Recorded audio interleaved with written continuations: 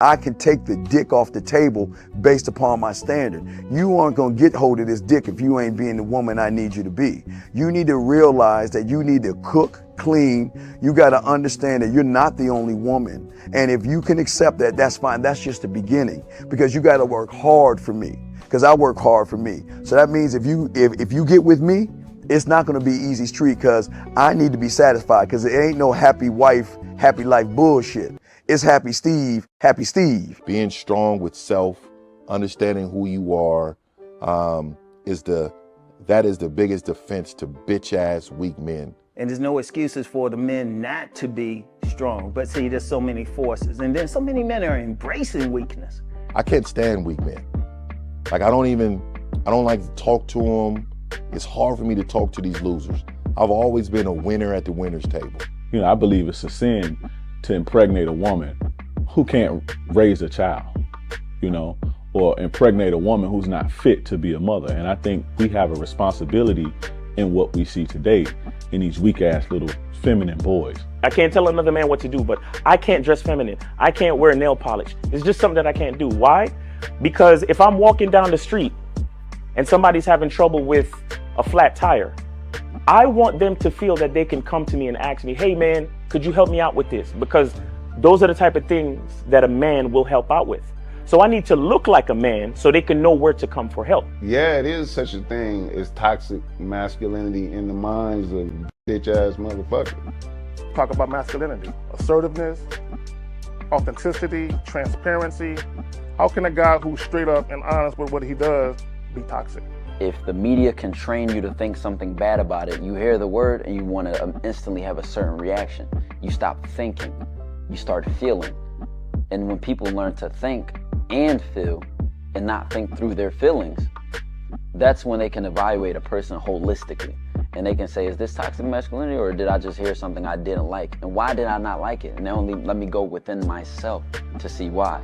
I don't never look at no motherfucker and say, oh, that's a toxic masculine motherfucker. I never ever had, I didn't even know, that was an invented concept from a weak motherfucker that was like, I'm just tired of this motherfucker trying to tell me what to do and bully you over me with this bullshit. What's going to make you successful is just understanding who you are and getting your mind right and being happy with who you are. That is the thing that's going to really make you successful. Because after you get all the toys, after you get all these things going on, you've had sex with all the women you want to have sex with, you traveled all the places, you're still going to be you, and you're going to always come back to you.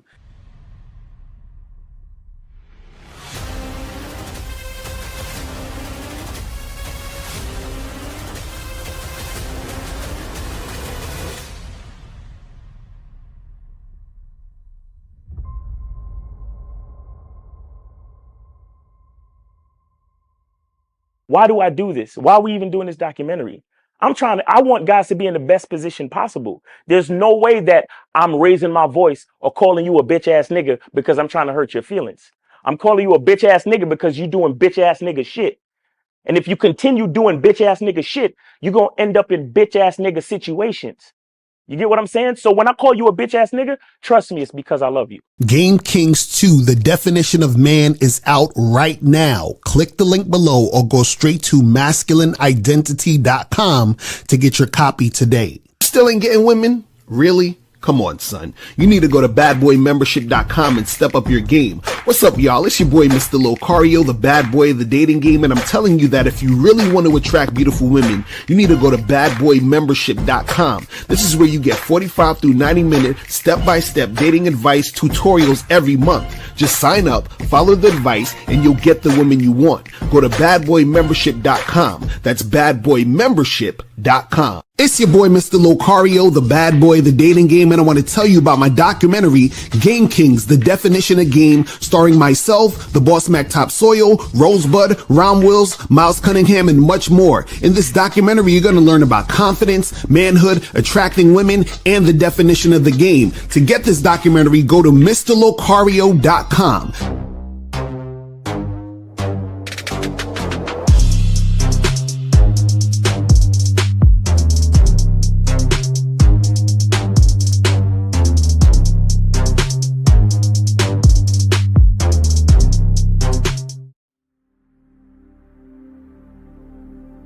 Some people think you need a sports car to get what you want. Some people think you need $1 million.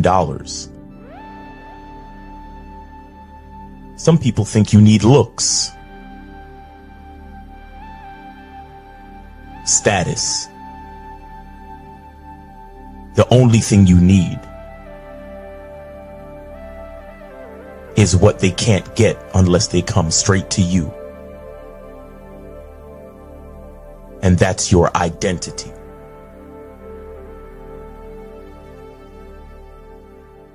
Join the Masculine Identity membership today.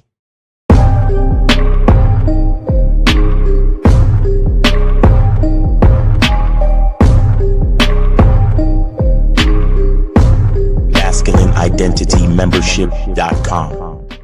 Masculine Identity Soap.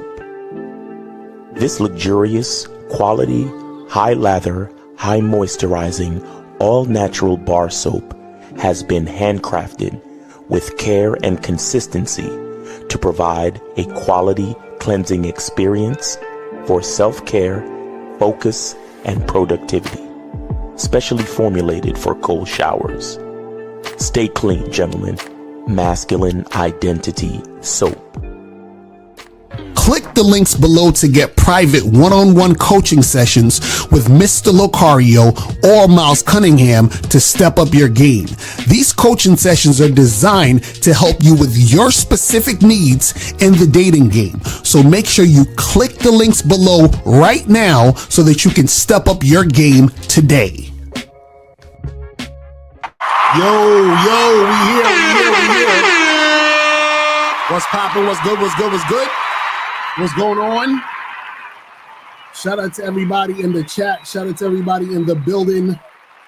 What's popping with you, man? What's going on, Miles? What's good with you, man? Hello, everyone. What's going on? Yeah. I like your color palette today.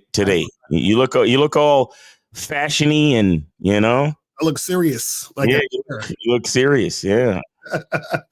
Man, shout out to everybody, man.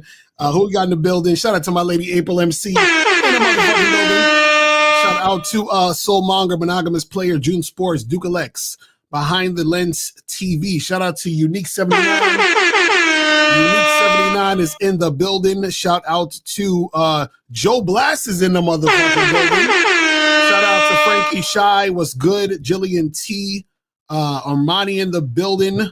What's going on? Corey S. Antonio Martinez, TMJ. Shout out to you, man. Appreciate y'all. Scott Cheetos. That's a funny ass name. YouTube watcher. What's going on with you? Who else we got in here? Jose Delay Cruz is up in the building. And who else we got up in here, man? Tori's up in the building, man. Appreciate everybody. So today, guys, we're going to be talking about, should you compliment women when you approach? Because I feel like this is a topic that a lot of guys. Oh my God. We already got calls. Fuck it. Let's go. Let's go. 816. Happy Friday. Name, age, city. Where did you send it? A-Rock, 34, Kansas City. All right. Where did I sent it to Locario's PayPal. Okay, I see it. Appreciate it. So what's going on? Wait, did you say your age? Yes. Was 26? Yeah. 34. 34. Okay. All right. Let's get it. Go ahead. So what's going on? Yeah, I got a couple questions. Yeah, I got a couple questions for Locario. You got a couple questions? He got a couple questions money? Yeah, he sent 10, I think. Yeah, okay, all right. Just making sure. All right, go. What's going on? Okay. I got two questions. One situation, this is one female that I've pretty much been smashing since I would say late last summer. But I haven't really taken her out on any dates. And she hasn't cooperated the whole time. And meaning like there was some times where she flaked. Like I told her to come through and we had plans and she flaked. She did that like a couple of times. And so she just recently came back and I ended up smashing her again. So my question is, since she didn't cooperate throughout the whole duration, I shouldn't elevate her to dates at all, or just at all, since she didn't cooperate the whole time? Hell no. You don't. Well, first of all, you shouldn't even had kept fucking her if she wasn't cooperating. If she had kept flaking, you know what I'm saying? Like the thing is the dynamic between you and her already is shaky because she did some shit that wasn't cool, and then you still kept fucking with her. You see what I'm saying? Okay. So that's the issue. So would you say cut her off, or just keep fucking her? No, I'm you might cut her off. This is the thing. What I'm saying is that at this point, hold on, my bad. At this point, you might as well keep smashing if you want, because you already done created a dynamic of, you and her doing that type of shit. Just understand that if you keep smashing her, what's been happening is going to keep happening anyway. You understand what I'm saying? So whatever your situation is now, it's going to stay that way, or it might get worse depending on the chick. But every time you reward bad behavior, you encourage the bad behavior. So you're basically saying it's okay for her to flake on you and be uncooperative, and you're still going to give her attention. You see what I'm saying? What you don't object to, you approve. Exactly. So this is why it doesn't make sense to be dating her, because why would you date her and give her more time and attention when she's already shown that she can't even handle just coming through to get dick? You see what I'm saying? I understand that. Now, in the event that she does cooperate for 3 months straight after that, would that cancel out the fact that she didn't cooperate previously? Nope. No. Yo, caller. Wait, caller. I understand you said you got questions for Locario. Is it okay? Do I have your consent to speak on your situation? No, not really. Okay, hey, we good. It's your show. Nah, because I know some of y'all niggas be in y'all feelings, and when y'all call and talk to Locario, y'all just want to talk to Locario. So I don't want to say nothing crazy because y'all niggas be in y'all feelings. So that's why I asked you for consent. Oh, well, you could probably say it after I get off the phone. Okay. So what's your second question? That's okay with y'all. Okay. The second question is, okay, I just met a new woman last week, and we went out and got drinks. And on the date, I asked her, you get to know you questions. And after the date, I did hold hands with her on the way to her car. Now, the next meeting, we ended up having sex at her house.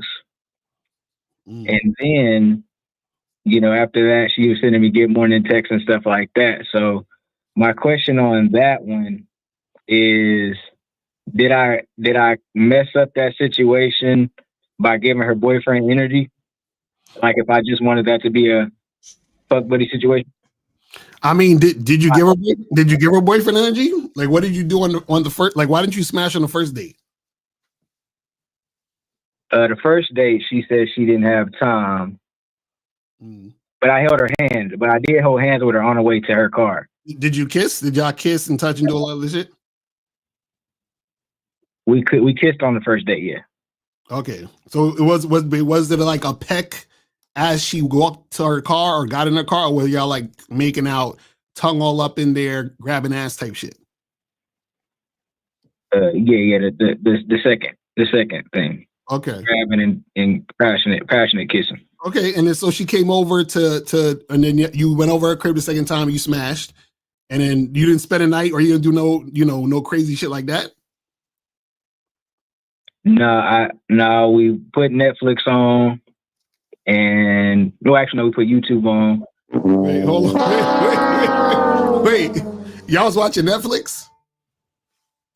Well, actually, we weren't watching Netflix. I put on some music on YouTube, and we spoke for probably like 20 minutes, and then I fucked her, and then we laid there for a little bit, and then I left. How long you laid there for? I probably laid there for. Be honest. Like 20, 30 minutes. Oh my 20, God. 30 minutes. So that's a little bit too much boyfriend energy, though. That's the thing. So everything you was, and I'm thinking you probably did some other shit on the first date that was a little cupcakey too. But this is the thing. Whenever you just trying to make it a sexual thing, right? And this is gonna sound crazy, but you have to treat her like a sex object, bro.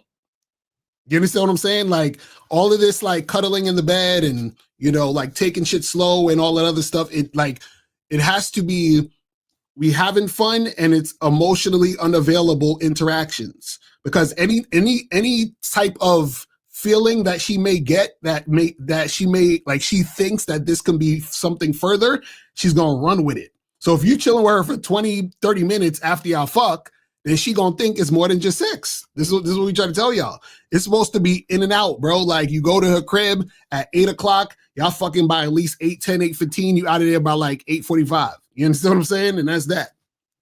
And then you be like, I'll holler at you later. You know what I mean? Okay, I appreciate that, family. All right, bro. All right, man. Appreciate the call, fam. All right. All right. So Miles, do you want to say something now that he's gone and he didn't give you his consent?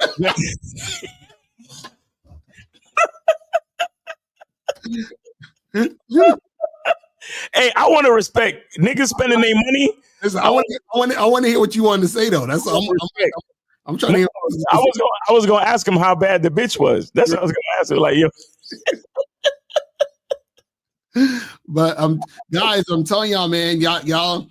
This, you know what the funny part is that what y'all have to understand is that the game, right, doesn't give out special favors for anybody. Do you understand? Like if I do something, like if I go and I meet a chick and I start simping, and the same outcome's gonna happen for me or Miles. It's not gonna make a difference. Like it ain't gonna be like, well, the game is like, well, that's Miles and Locario. We'll let him slide. We'll let him. You know what I'm saying? Like, because sometimes some niggas think the rules don't apply to them. You know what I'm saying? Some niggas think they special and they excluded from the rules of the game. Right. Because if we do the same shit gonna happen. If we out here simping or doing like extra boyfriendy shit or telling chicks what they want to hear and all that negative energy, all that other crazy shit, all the drama's gonna happen for us too. So this is what we tell you guys. You got to understand the moves you're making, but also how the woman is responding to and looking at you. You feel what I'm saying? Yes, sir. Yeah. But so today's topic, should you compliment women when you approach? So now what gave me the idea of this video was because I had a guy email me. I'm gonna read the email real quick email. And he said, just had a suggestion, a video you could make. Just wanted to know when giving women compliments on her looks, i.e. you're beautiful, gorgeous, sexy, etc., would that be putting her on a pedestal by complimenting her on her looks? The reason why I say this is because I notice on your Tuesday shows with Steve that callers would call in and Steve would get mad at the caller when they approach a woman and the guy would tell her you're sexy and he would say what makes her sexy. Now, I know you and Steve teaching techniques are a little different because of the Bad Boy membership. You teach us to tell the woman she's sexy or she has a nice ass, etc. Do you think complimenting a woman on her looks when we first meet them is simping? And would we look like the 10th guy she's seen that day complimenting her on her looks? All right. So that was the email I got. And I was like, okay, this would be a good idea for the show because this is a kind of like a topic that, people talk about it and we haven't really dived deep into this. Right. So now what you got to understand about when we're talking about this topic, right? And first I'll say, the reason why Steve, and this is what you guys have to understand. When we're talking to you guys, right? Understand that if you don't have game, right? And we're talking to you, you could be doing the same thing or trying to do the same thing as somebody who has game, and it'll be a totally different thing. Mm-hmm. So don't say, well, I heard you say this. And I'm like, yeah, because that's what I do. You understand? But I do that because I know certain things and I have a different mindset. So therefore the things turn out differently than if you were to do it. You see what I'm saying? Right. So the thing is, you got to understand that's a different thing. Now, what I would say is this: when it comes to the question, should you compliment women, when you approach or not? The issue really is you have to think about your why. So meaning, why are you thinking about whether or not you should or shouldn't compliment a woman, right? So deep into that, what happens is this: did you say, well, if I said to one of you guys, so why would you compliment a woman? Well, maybe because I want to tell her she's hot because I think that's going to get me some ass, right? Or if I say to you, why don't you compliment women? You might say, well, I don't compliment chicks because I don't want to validate them. And if I don't validate them, then she'll give me the ass. So basically, whether you're complimenting the woman or choosing not to is riddled in you trying to get ass. You know what I'm saying? So the reason why you would or wouldn't compliment a woman is because you're trying to get ass. So if I told you, hey guys, check this out. If you never compliment a woman, you're like 5 times more likely to fuck. Right? So then you're going to be like, oh, cool. I'm never complimenting a woman ever again in life because now you're trying to fuck. Now, if I said, hey guys, check this out. If you compliment a woman, you're 5 times more likely to get the ass. I'm like, word? Oh, I'm complimenting mad bitches tomorrow. So basically the issue isn't the compliment or whether or not you're doing it. The issue is that you're chasing ass. You see what I'm saying? So if you're complimenting women because you think that's going to get you ass, then you're fucking up. If you're not complimenting women because you think you want them to chase your validation and you think that's going to get you ass, you're fucking up. You see what I'm saying? So your intentions and your why is the issue. You see what I'm saying? So there's nothing wrong with complimenting a woman and there's nothing wrong with not complimenting a woman. It's the underlying reason behind why you're doing what you're doing. Right. You see what I'm saying? And so you have to look at that about your intentions and why you're making shit happen and why you're going down this direction. Now, what I do is I usually, when I'm talking to women, I compliment women, usually. Right? But the reason why I compliment women is not because I'm trying to like get her to like me or, I think that if I compliment her, she's going to fuck me or whatever it is like that. Right? When I compliment women, I'm complimenting women because everything that I do when it pertains to anything I'm doing is purposeful. So when I'm talking to a woman, there's a purpose and a reason behind why I'm doing what I'm doing. So when I compliment women, it's not just to say something to her and making it about her to make her feel good. When I'm complimenting a woman, I talked about this on a video I did the other day about complimenting women, is that I'm complimenting women, but what I say is also together with my agenda. So when I compliment a woman, it's not about making her smile. It's about giving her information, right? Give an example. So if I meet a woman and let's say she's at a coffee shop, bar, whatever, and I approach her, right? And I'll approach her and I'll introduce myself. I'll say, hey, what's up? My name's Locario. What's your name? She's like, oh, Stacy. Stacy, nice to meet you, Stacy. Listen, I came over here because you sexy as fuck. And I was thinking the whole time when I was looking at you that we need to get together and do some nasty things. Right now, I'm complimenting her saying she's sexy. But the reason why I'm saying she's sexy is because I'm telling her the plan that I would have for me and her is for us to get together to do some sexual stuff. Right? So now what happens is that when I'm talking to her and interacting with her, she understands the reason why I'm complimenting her is to give her the opportunity to choose this situation. Right. This to go down. So the purpose is for this, right? So what happens is I don't care if she says yes or no. I'm not like doing this for her to say yes. I'm presenting her the opportunity. She can say yes or no, right? But the reason why I'm complimenting her is because I'm putting that within my agenda of what I'm doing. Do you see what I'm saying? So what happens is a lot of guys will compliment women because they're trying to, get the woman to like them. They're trying to suck up to the girl. Sometimes they think compliments are going to make it, a little bit more easier to make shit happen. Or the reverse is what guys will do. They'll not compliment a woman at all because they think, well, I don't want her to think I'm sweating her. I don't want her to think I'm thirsty. I don't want to show my hand and be too direct and show too much intent because I think that's going to fuck up my chances to fuck with her. You see what I'm saying? So whenever you have that mindset of I'm doing or not doing something to try to get her, that's when you're fucking up. You see what I'm saying? What you do should be based on, guys, your masculine identity. Shout out to Miles. You feel what I'm saying? Miles, your thoughts on this shit? I like what you said when you said when you compliment a woman, it's about giving her information. Right. Right. What are you giving her information on? You're giving her information on what you like. Exactly. Because only what you like matters. Nigga. That's what I'm saying. Exactly. It comes full circle. Only what you like matters. Like what she likes doesn't really matter. Mm-hmm. So you guys think, oh, well, I want her to like me and I want her. No, what you're looking for is a woman that hears what you like and she likes that you like that. Mm-hmm. Right. That's what you're looking for. Mm-hmm. So you guys say, you go up to the girl and you tell her that she's cute or you tell her that she's pretty. And when we ask you, why do you say those things? You say, oh, because I want some ass. Mm-hmm. But how does that information let her know that you want to have, that you want ass, or that you want things to escalate to getting ass? Exactly. Bro, like I complimented a dude today, pause.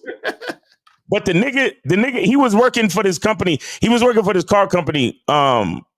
So when you pull up into the spot, he walks out to like greet you and ask you what's wrong with your car. Mm-hmm. This nigga had on the long trench coat, the fucking wingtip shoes, the shirt and tie, and a perfect head of hair. White boy, looking like Jason Priestley from 90210. Right. He was like, "Excuse me, sir, what can we do for you today?" I was like, "Nah, I'm good. I was just parking because I got to handle some business and come right back." And he's like, "Oh, no problem." I said, "But great hair, though." He was like, "Thank you, sir. I really appreciate that." Right. The reason why I bring that up is because to compliment someone doesn't mean anything about sex. Right. Exactly. A compliment is a compliment. A person, unique said big pause. My fact, big pause, big fucking pause. But what I'm saying is, just because you can look at someone and notice something cool about them, right, doesn't necessarily imply. See, you motherfuckers love to imply sex. Right. Exactly. Real niggas let it be known what the fuck we really talking about. Mm-hmm. So when I give a woman a compliment, I'm like, you are everything that I find sexy in a female. Mm-hmm. Like you the type of chick I want to procreate with, because everything about your hips is making me want to make kids. Mm. That's a fucking compliment right there, nigga. Right. You telling the girl exactly what it is. Like the way you look is getting me rock hard. The way you look is making me feel a certain way. That I want to do this, this, and this. Right. And you're looking for a woman that's listening to you and saying, yes, daddy. Mm-hmm. You see what I'm saying? A woman that agrees with that. Right. You niggas you niggas come up and be like, so it's a nice day we're having. And in your mind, you're telling her you want to have sex. Exactly. I swear to God, that's how it calls me. But Locario, I said hello, and I asked her what kind of day she's having. Right. Like, doesn't that mean I want to have sex? No, bro, niggas be like, yeah, so me and her we was on the date and we was flirting the whole time. And then we'd be like, all right, so what did you say? Right. Well, you know, I was asking her, where she grew up and, if she got any siblings and. Mm-hmm. Okay, so when did you get to the part where you was actually flirting with her? Right. Well, we was sitting there talking about the food and we was talking about the drinks and then I asked her what her favorite music was. Okay. So where's the part where you was actually flirting? Right. But yeah, exactly, April. Exactly. They'd be like, yeah, but she smiled at me. Y'all niggas swear. Y'all really, really swear. Y'all be flirting with chicks. Mm-hmm. When all you really have done is started a conversation. And good for you. Right. Good for you. Let me give you a little bit of credit. Starting a conversation, you doing better than most niggas. Let's be honest. Right. But that's not flirting. Mm-hmm. Giving a woman a compliment is not flirting. Exactly. Well, I compliment women all day, every day. I compliment women on their nails. Mm-hmm. I compliment women, and you know what I love to compliment women on? Things that I know they don't usually get complimented on. Mm-hmm. You get what I'm saying? Like little quirky things about them. Like if you're having a conversation with a woman and she has a slight lisp, right, or some shit like that, I'd be like, wow, that lisp is so cute. I can listen to you talk all day. That's not sexual. Mm-hmm. That's not flirting. Right. Telling a woman that she's cute and that you can listen to her talk all day, that's not flirting. Mm-hmm. Not sexual. Shout out to Kay Zagan. Kay Zagan says you always got to include the word sexy. Right. You at least got to use the word sexy in your conversation. Mm-hmm. At least. And even then, half the time, because you could tell a woman that she's sexy and it still doesn't mean anything to her. Right. Because so many men has told her that she's sexy, that it's lost all meaning at this point. Mm-hmm. So what am I saying, guys? What I'm saying is we got to be specific with the information. Right. If we're going to take the time to let a woman know something, especially to let her know something about what we want, we have to be specific, just like our masculine identity. Right. It has to be, it has to be something she's never heard before.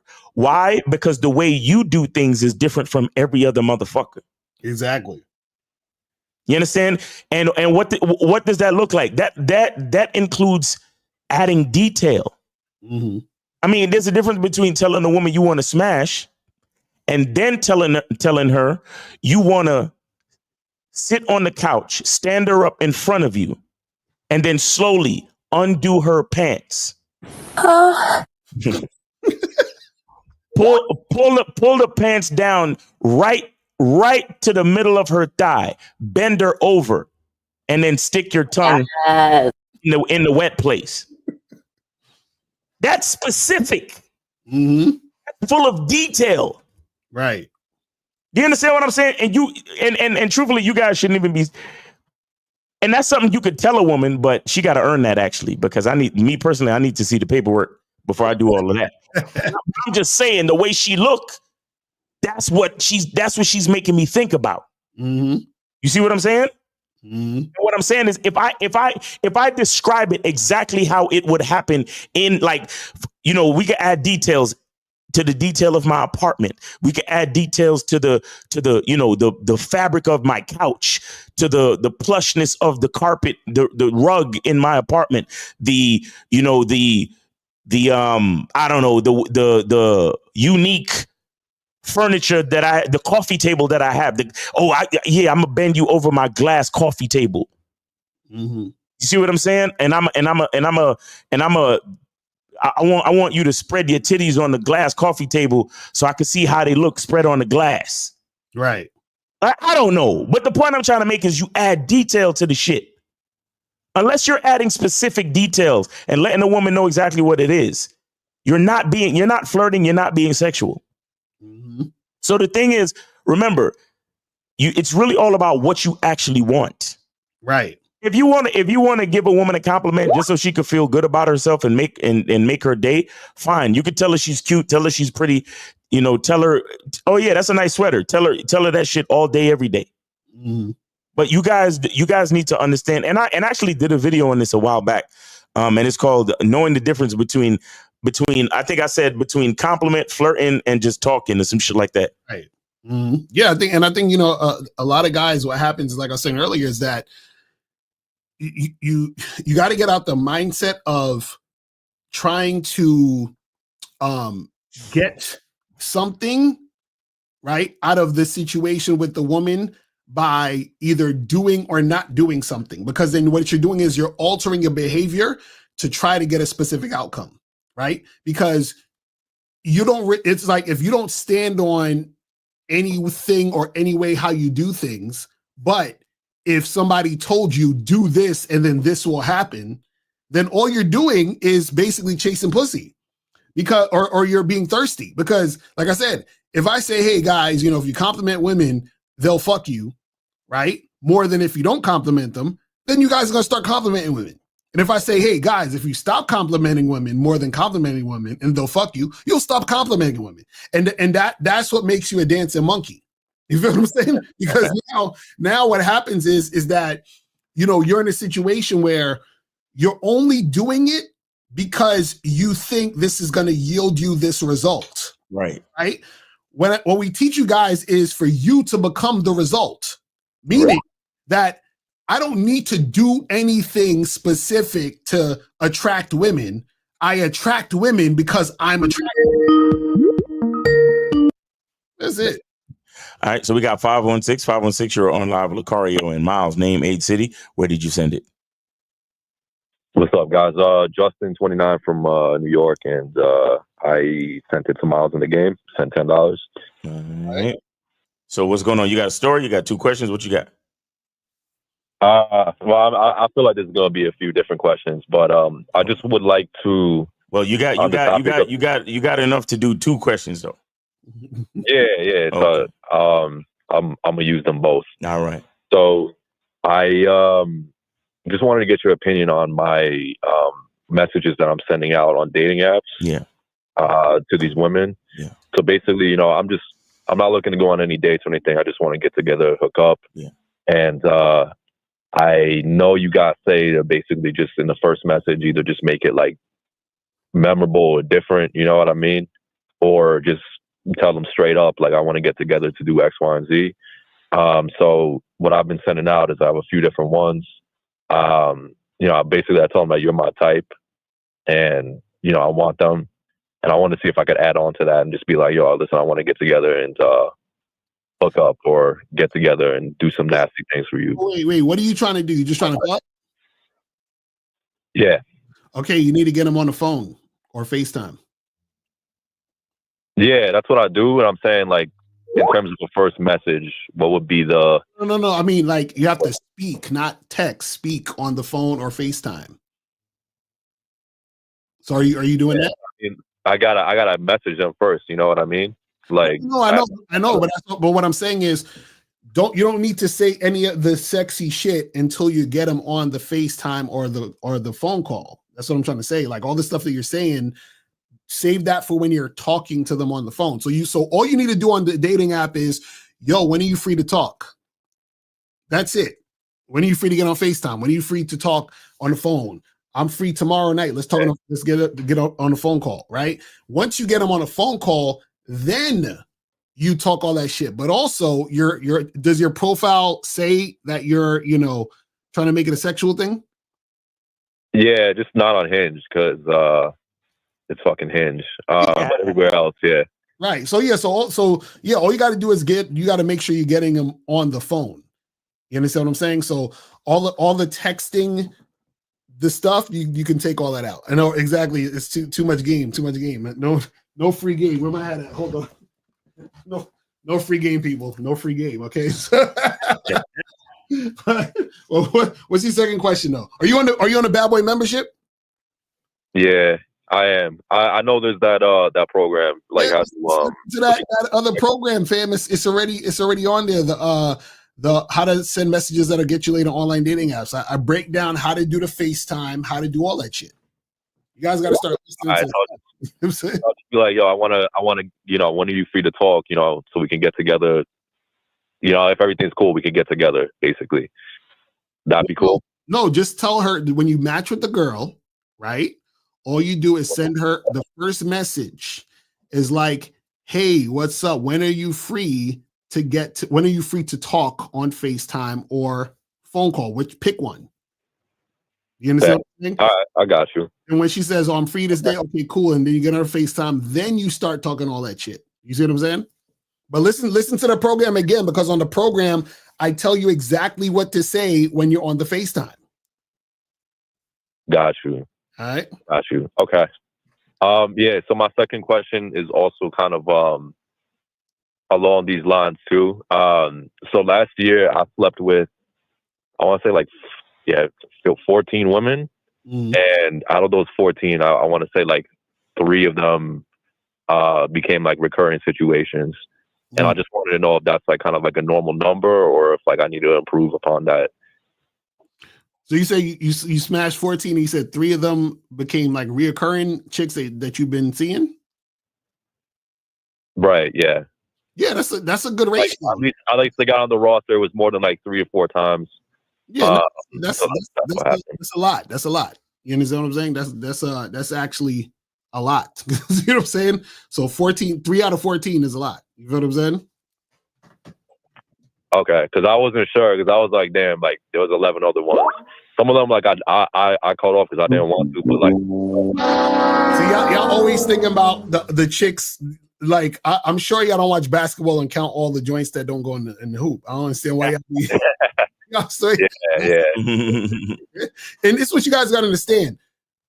Yeah, okay. I was talking to somebody about this on one of my coaching sessions. Is that, see, just like how you have a lot of guys who are incels, a lot of guys who don't know how to talk to women, a lot of guys whose social skills is all over the place, a lot of guys who are insecure, a lot of guys who just are, they on some other bullshit. Women are the same exact way. There's a lot of women who are weirdos, are all over the place, on some bullshit, liars, manipulators, fucking mental issues. So if you're talking of 14 women, of course, only 3 of them are probably going to be more consistent with you because the other ones are probably got some other shit going on, or just weren't compatible or whatever. But there's always going to be something as to why the majority of who you're interacting with is going to fall off. That's just how it is. You see what I'm saying? Not true. All right, man. I just asking, Caller, let me ask you this question. Caller, let me ask you this question. What exactly would you do if you had 14 women, all of them beating down your fucking door, vying for your attention and your time? Right. I mean, I'd have to like delegate my time to them based off of the value they provide to me or how much I want to fuck with them. So you think you got enough time and energy to keep 14 women satisfied as much as they need it or want it? I don't give a fuck about keeping them satisfied. I mean, but yeah, probably if I was just, fucking some of them sometimes, a couple times a month or less than that.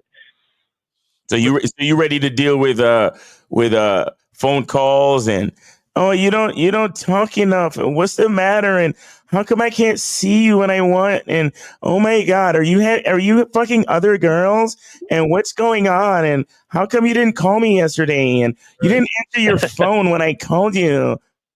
You ready for all that? I've dealt with that before, but I no. I know you dealt with it before, but from 14 bitches. I would still cut them off, Then what? So then you're right where you're at now. So then what's the issue then?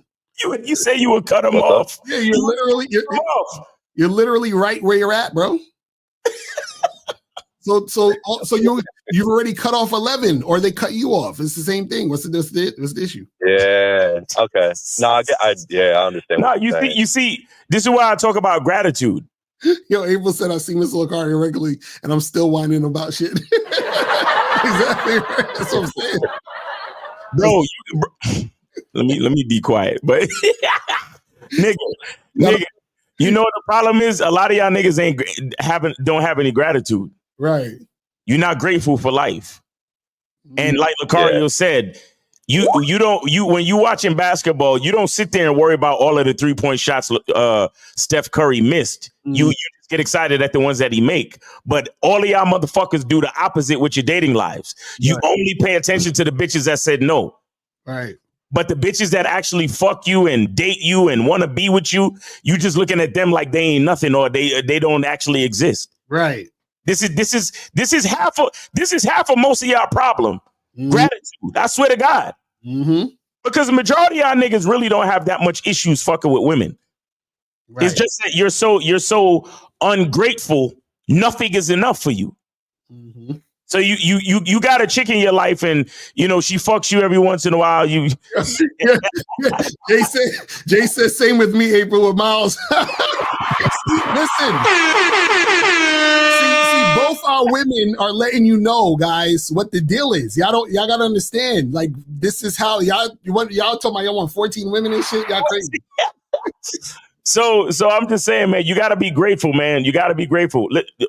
3 out of 14 is good. 3 out of 14 is good, bro.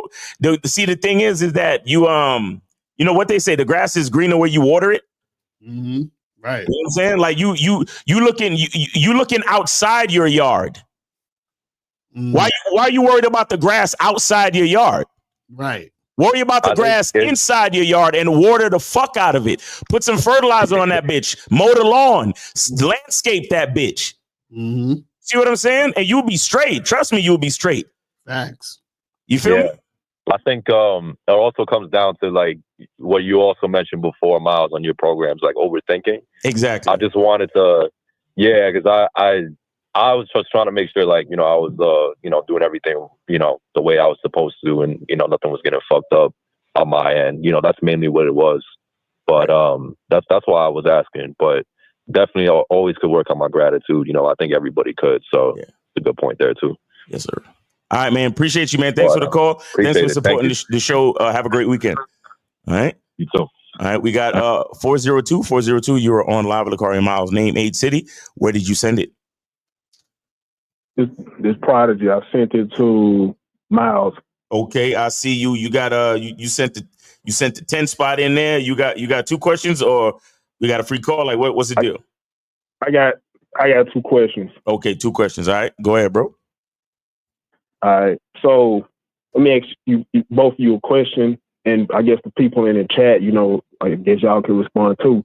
But if somebody paid both of you and the people in the chat, all the dudes in the chat, if somebody paid y'all to just $100, $200, like whatever, somebody just paid y'all X amount of money to just approach women, talk to women, have conversations with women, and all these different things, would you do it? Yes or no? Yeah, we do that. We did that in Vegas.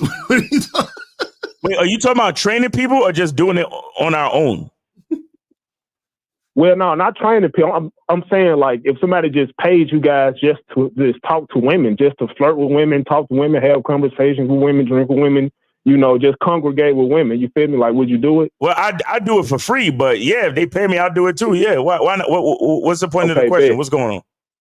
Well, okay.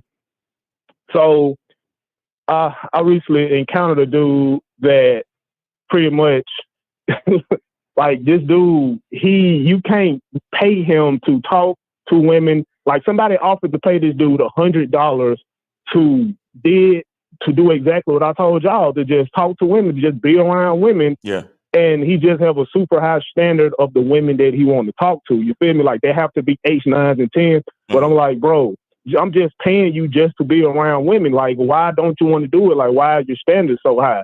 And he like, well, my standards are high because like this is my standard. Like these are the women that I choose to be around. I'm like, okay, do you have a standard? Like, have you even been with any of these women that have a standard like that? Like, no, I haven't been with any of those women.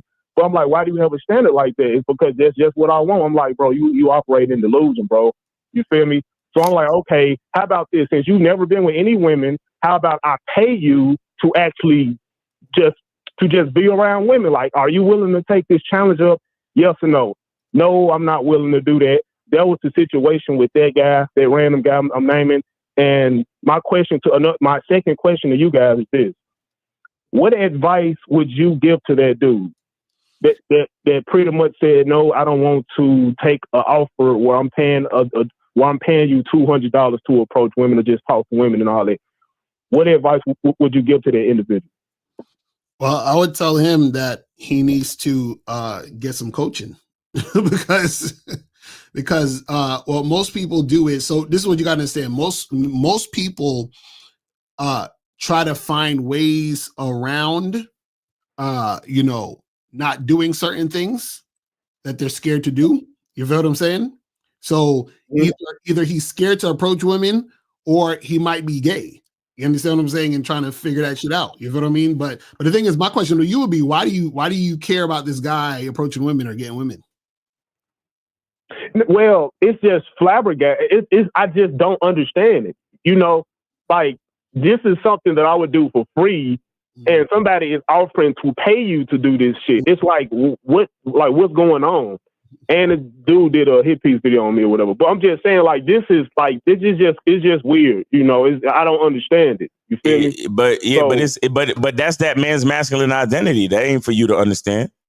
Yeah, he's just thinking about what he's thinking about. You know what I'm saying? Like you gotta let people listen. You gotta let people do them. You know what I'm saying? You gotta let people do them. And you have to give people room to be wrong. You understand what I'm saying? This is why a lot of times I don't necessarily like I don't go in on people on YouTube, even if they talking shit about me. Like I need them to talk shit about the game I'm spitting. Then I'll talk about that. But if a nigga's like, yo, Locario sucks, or I don't like him, or I don't like his, I don't give a fuck about none of that shit. So, and the reason why I don't is because I gotta give people the space to be wrong. You understand what I'm saying? That's it. You see what I mean? So I love when people say shit that it's like one of my favorite lines from Jay-Z. He said, remember, he was like, niggas said I couldn't come back home. And when I heard that when I was back home, you know what I'm saying? Like, it's like, just let niggas be wrong. That's it. Okay, man. I got you. Maybe that was Kanye, by the way, or whatever. That was Kanye. That was Kanye. I thought it was Jay-Z. Why did I think it's Jay-Z? But yeah, don't worry about another man being wrong. Don't worry about another man's experience. Right. Or if he talking shit about you and all that other stupidness. Yeah, like focus on your experience. Your what you think is the only thing that matters. Mm-hmm. You know what I'm saying, man? Yeah, what you think and the experience that you're having. Oh, it was Jay-Z originally? Yeah, I think it was. That's what I was like, I remember hearing him say that. So I think Kanye took it after that. Kanye probably stole it, and that's what I heard. Okay, my bad. Yeah. Yeah. But yeah, man, you ain't got to worry about. See, you lucky Steve ain't here. Steve would have been like, why are you worried about another fucking man? Spoiler.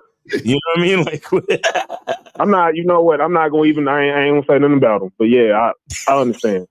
Yeah. Nah. Don't worry about another nigga, man. How old is that cat anyway? I honestly don't know. I didn't ask his age. Oh, you didn't ask his age. See, that's what I'm saying. Like, probably like a Gen Z. I'm guessing, but yeah. See, that's what I'm saying. Like, certain things, if you're really curious, sometimes you're better off coming to an understanding based on like general knowledge, if anything, if you have to ponder it, because that's why we ask guys, like when we have calls, like we will break you down by age, we'll break it down by level of experience. Like a lot of times we'll ask a cat, like how many sexual partners you had in your life, not because we're trying to make fun of him for not fucking enough bitches, but because we trying to see, okay, what's your experience level like? So you got some guys who, look, let me tell you, a majority of these young cats, and no offense to young cats, but you have to understand, just in general, a majority of these young cats, all they have is screen time with bitches. Mm-hmm. And when I say screen time, I'm including scrolling. Right. And seeing bitches on TikTok, seeing bitches on Instagram, spread eagle in the bikini or whatever it is. So they don't really know what an actual woman is. Mm-hmm. It never actually spoke to an actual woman, a person. Mm-hmm. You understand? So you got to understand that when you hear these cats say shit, a lot of the shit they say, and I understand it's flabbergasting to you, but that's the reason why it's flabbergasting to you, because it is not a part of your perspective. So you gotta leave that alone, unless he actually comes to you and says, man, this is my perspective and I'm actually having trouble. Where am I going wrong? Then you could be like, all right, well, cool. Let me explain some things to you, young buck, like whatever it is. But if another man got his experience going and shit, you ain't got to worry about him. You better off worrying about yourself, because he's not gonna, and Locario has explained this many times in different ways, using different analogies. But a guy from Japan who only knows the Japanese language, no matter how much you speak to him in English, you're gonna have a hard time explaining shit to him. Mm-hmm. Because his perspective is just Japanese and that's it. And your perspective is just English and that's it. You know what I mean? So, sometimes you, like Locario say, give him room to either be wrong, or not even just to be wrong, but give him room to have his own experience and shit. Observe, and maybe you can learn something from it, if anything, and then add more shit to your game. Well, I'm probably never gonna do that, but I do understand what you're saying, man. In a nutshell, you know what I mean? Right. Like, if he's wrong, he'll eventually like come to it, or he'll eventually seek help and know, he want to know what his failures are, or like where he's insufficient at, and all these different things. So yeah, I understand, man. You got it. Yeah. All right. All right, man. Have a good weekend, man. Thanks for the call. Thanks for supporting the show. All right. All right, guys, make sure y'all call in 919-647-9392, 919-647-9392. All right, so now I want to pull up this video real quick. It's from this guy named Bobby Rio, and he has a video called 5 Rules of Complimenting Women. You feel what I'm saying? So he's like he's a dating coach. I've seen his videos on YouTube from time to time. But let's see what he says on this, and we'll talk about it and see what's going on with this stuff. Let's check this out real quick. On the type of compliment you give her. And in this video, we are going to talk about the 5 rules of complimenting women. I'm Bobby Rio, and this is Rob Judge.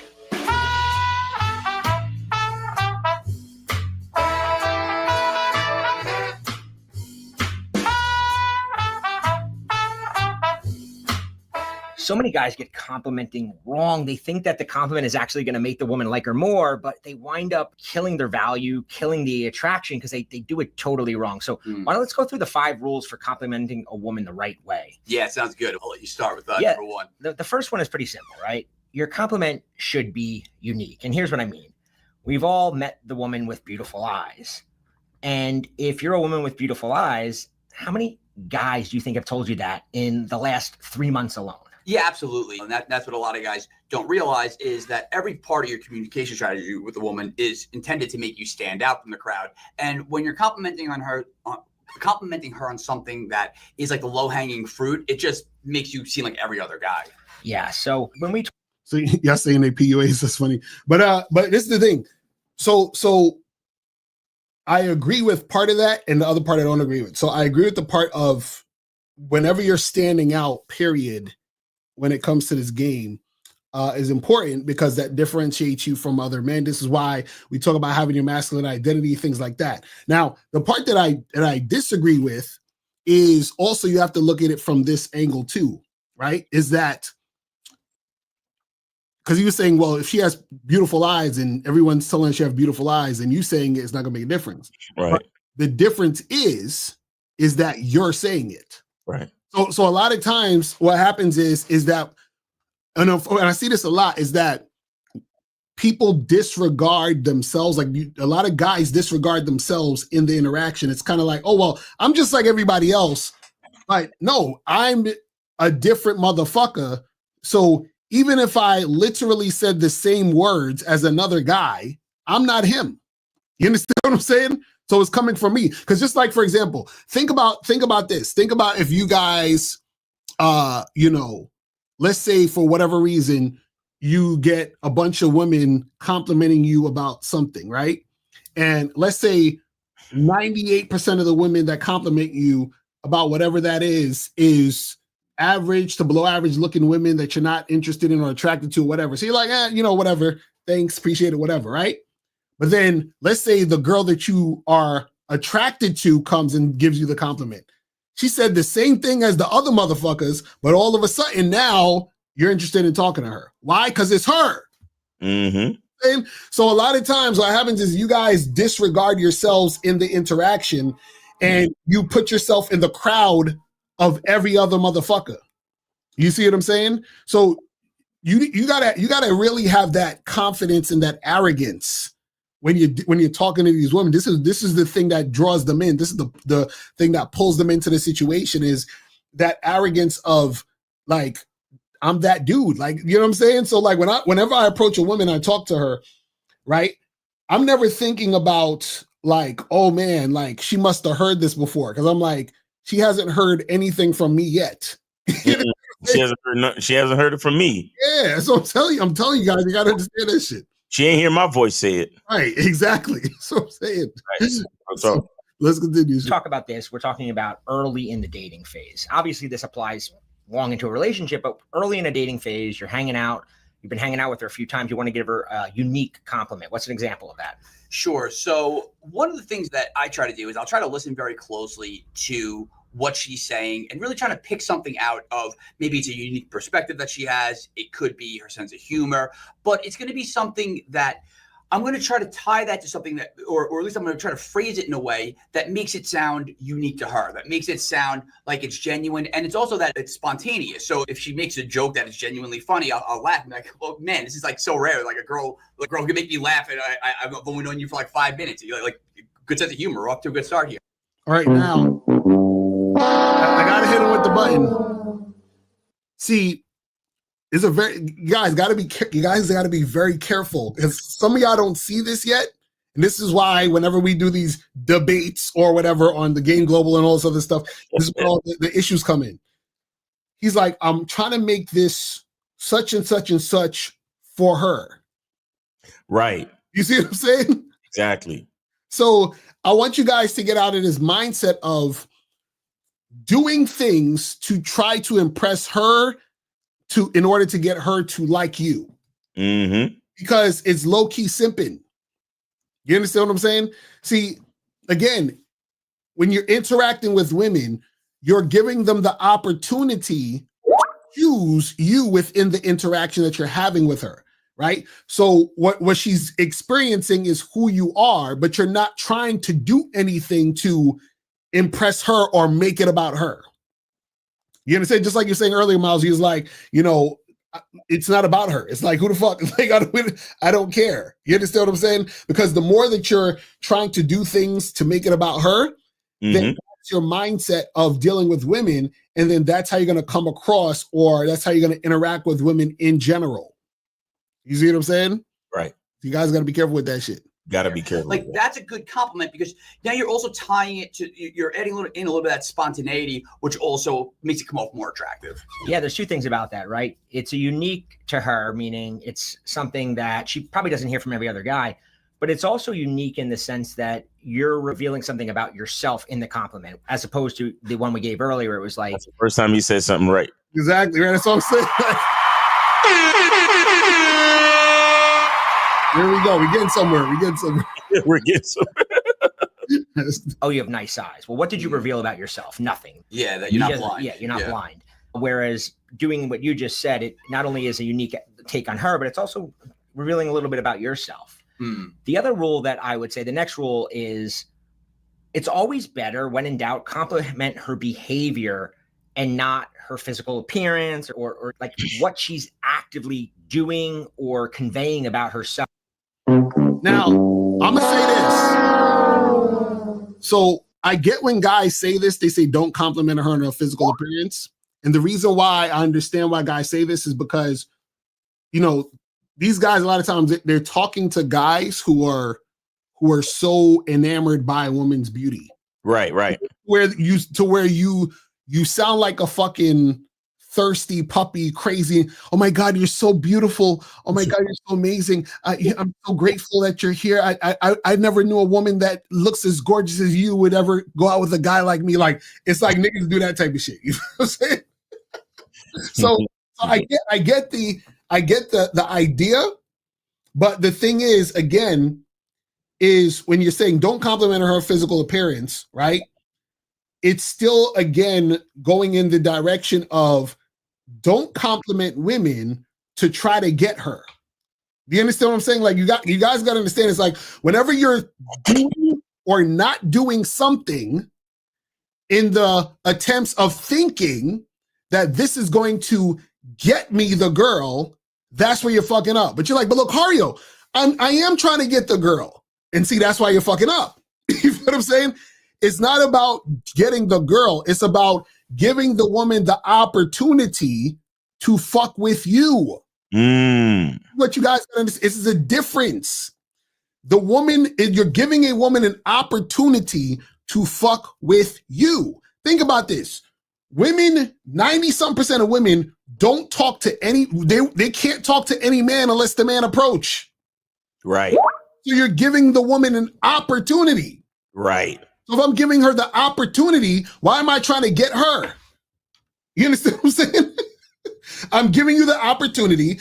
The opportunity has presented itself. Now you show me why I should keep fucking with you. Mm-hmm. This is the thing that, man. This is the mindset. This is the mindset. This is the difference between the stuff that Locario says and what these guys be saying. It's crazy. Other than who she is, what she was born with. Absolutely, yeah. It's the idea of you compliment her for something she does, not complimenting her for something that she is, right? Yeah, she's probably beautiful. She probably has great eyes. Maybe she has great ass, whatever it is. But when you're complimenting her about things that she didn't have to work for, she was just born with, that comes off very superficial. And like you said before, it's something that she's heard before.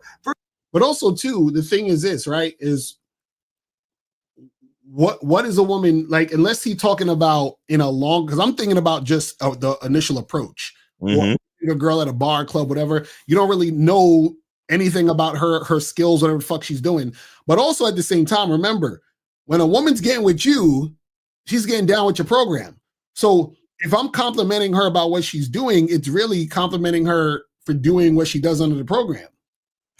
And that's why the compliment has to have something to do with you. Right, exactly. You know what I'm saying? Because a lot and this is why again, with the difference between complimenting and flirting and all that other shit, a lot of you guys, you compliment in the mind of her being her own independent entity. Right. When you're talking to her because of the possibility of her submitting to your program. Exactly. I mean, you know what? I'll say it like this. I don't know why the fuck y'all talk to bitches, but if I'm talking to a woman, I'm talking to her. I mean, you know, we talk to people every day, but what I'm saying is if I'm approaching a woman with romantic interest, I'm approaching her with the possibility of her submitting to my program. Right. My sexual program, the vetting process, any of those things. Mm-hmm. So why would I compliment her independent of me? Exactly. Why would I talk to her about anything about her independent of me? Exactly. And this is why so when you feed into this whole independent woman like mindset, you don't even realize what you're doing. Oh yeah, you're so beautiful. You're so this, you're so that. Mm-hmm. Like, no, I'd rather compliment. You seem like the type of woman that could get down with my program. Exactly right. Exactly. You would be a perfect fit for what I'm really trying to do. And you know why that's important is because you want a woman to choose you based on that. Based on the fact that you're giving her the opportunity to fuck with you. Because I use this example in the other video I did where I said, if a woman comes up to you and compliments you and says, ooh, you have really big muscles, right? That's her just complimenting you on her muscles. Now, let's say she says, ooh, you have really big muscles. You should come by my house Friday and help me move. You see the difference? Right. One is just her talking about your muscles, how she likes your muscles, whatever. But the other one is, I'm letting you know you have big muscles because I want you to do this thing. And then that guy would still show up at her house thinking that they were going to have sex. Exactly right. and that's the key because he's attracted to her so much that he'll go over and interact with her. You see what I'm saying? So you want a woman attracted to you so much that what you're saying is so enticing that she's going to make it happen. You see what I'm saying? So you got to attach it to you in your program. Exactly. You see what I mean? Well, let's continue. Versus when you compliment her for something that she does, something that she worked for, something that she's developed. You know, like I said, I used the example before of the unique perspective. A lot of people take a lot of pride in their perspective because, you know, especially if a woman, you know, feels like that she's worldly or well-read. So by recognizing that, again, it comes off as a more genuine compliment, but it also comes off as more attractive. It shows that you're a guy with standards. You're not just going for the low-hanging fruit. Yeah. But this is the thing. How is it more genuine if you're purposely trying to not compliment her on her physical appearance? You see what I'm saying? Like, this is the part that's like very ironic about all this stuff. It's like, you know what I mean? It's like, hey, you guys got to learn how to tell the truth. You know what? I might do a whole program with that. Right. Not as a fact. Like, learn how to tell a woman the truth and include your masculine identity. Exactly. That's a fact. Because a lot of times what happens is with, you know, and this is no knock to them, but it's just like, there's a lot of advice that's like, hey, do this thing to get this result. Right. The thing they're telling you to do is probably outside of the realm of who you are. Because I might be talking to a woman and she has nothing that I find interesting to compliment her about what she does. You understand what I'm saying? And the only thing that I find interesting to compliment her about is her ass. So should I not say the ass, or like, what are we talking about here? But again, this is what I'm saying, because this is the thing. You got to ask yourself, what's more important? Is it more important to get her, or is it more important to be yourself? See, a lot of guys ain't ready for that conversation. You see what I mean? But let's continue. If you do it right, you can also show that you're perceptive, that you have social intelligence, that you recognize things. So an example might be if you're talking to a woman and you sense that she's keen on her observations about people. You'd be like, "Oh, I bet you're like the type of woman that just knows immediately. If one of your friends brings a guy around, you just have that sixth sense. You know if he's good or not. You just have that. And if that's how she identifies, she's, wow, he recognizes that about me." As opposed to, like you said, oh, I have a nice ass, or whatever, which she's heard before. Which I don't think any guy could. And see, this is the thing. What's interesting and what's like what I find funny is, so they're saying, okay, well, compliment her about something she's doing or something that's unique about her and all this other stuff, versus saying she has a nice ass. But then this is the key. They're doing it to try to get her to eventually get sex. Right. So me complimenting her on what she does and her liking the fact I'm complimenting her on what she does tells me nothing about if she's actually sexually interested. So if I'm complimenting her on her ass and I take the conversation down that road, that is more likely to show me if she's sexually interested in me based on me talking about something sexual. Exactly. See what I'm saying? Because you could be like, you could compliment a girl, hey, because you're thinking I'm going to compliment her on something she does and not be like these other guys, and then that's going to get me the pussy. So you're like, hey, you have a very good speaking voice. Like, you seem very confident when you speak. She's like, oh, thank you. That's so great. I appreciate that. And then you still don't fuck the bitch. So what are we talking about? You wasting time doing all this stuff. And she's just soaking up the attention. Like guys think that girls be like, ooh, he complimented me on my speaking voice. I want to jump in bed with him right now. Right. It's like, that's what these niggas is thinking. Like, no. Like, y'all forget women love attention. You know what I'm saying? Women love attention. So, and this is why you have to make what you do purposeful. Because everything you're doing when it comes to dealing with women is giving her attention. Everything. So like, as soon as you talk to a girl, even you looking at her is attention, attention, attention. So let's make the attention purposeful. Let me tell you guys something. One thing you need to know, and this is a part of the reason why women don't approach men.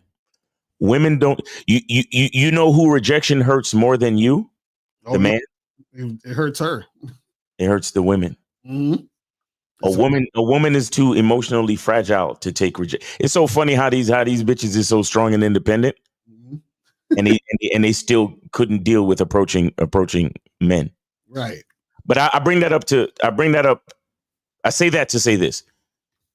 The reason why you have to be specific and direct about sex and your intention of sex is because there's like a window and or a sweet spot, if you will. Right. The sweet spot is you're attracted to her and she's attracted to you. You let it be known and she agrees. Right. That's the sweet spot. Mm-hmm.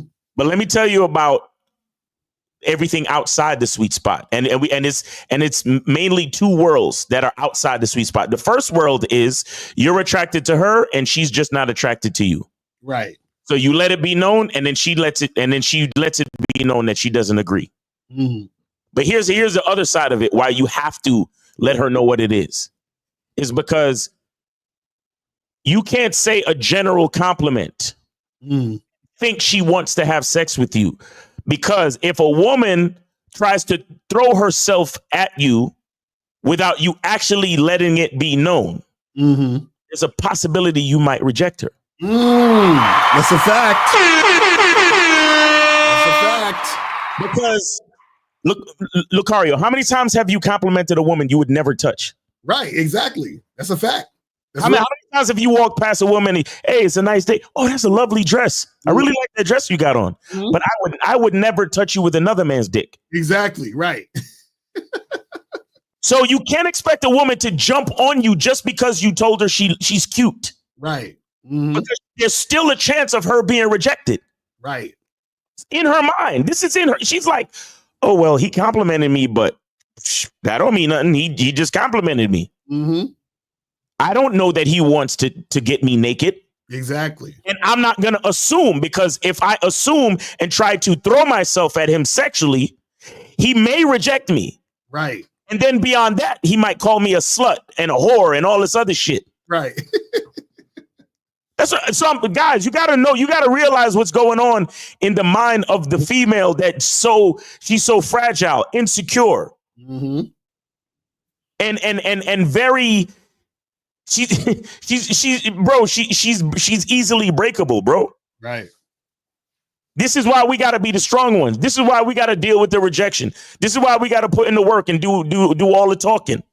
Mm-hmm. This is why we gotta be the hunters, because they're just prey.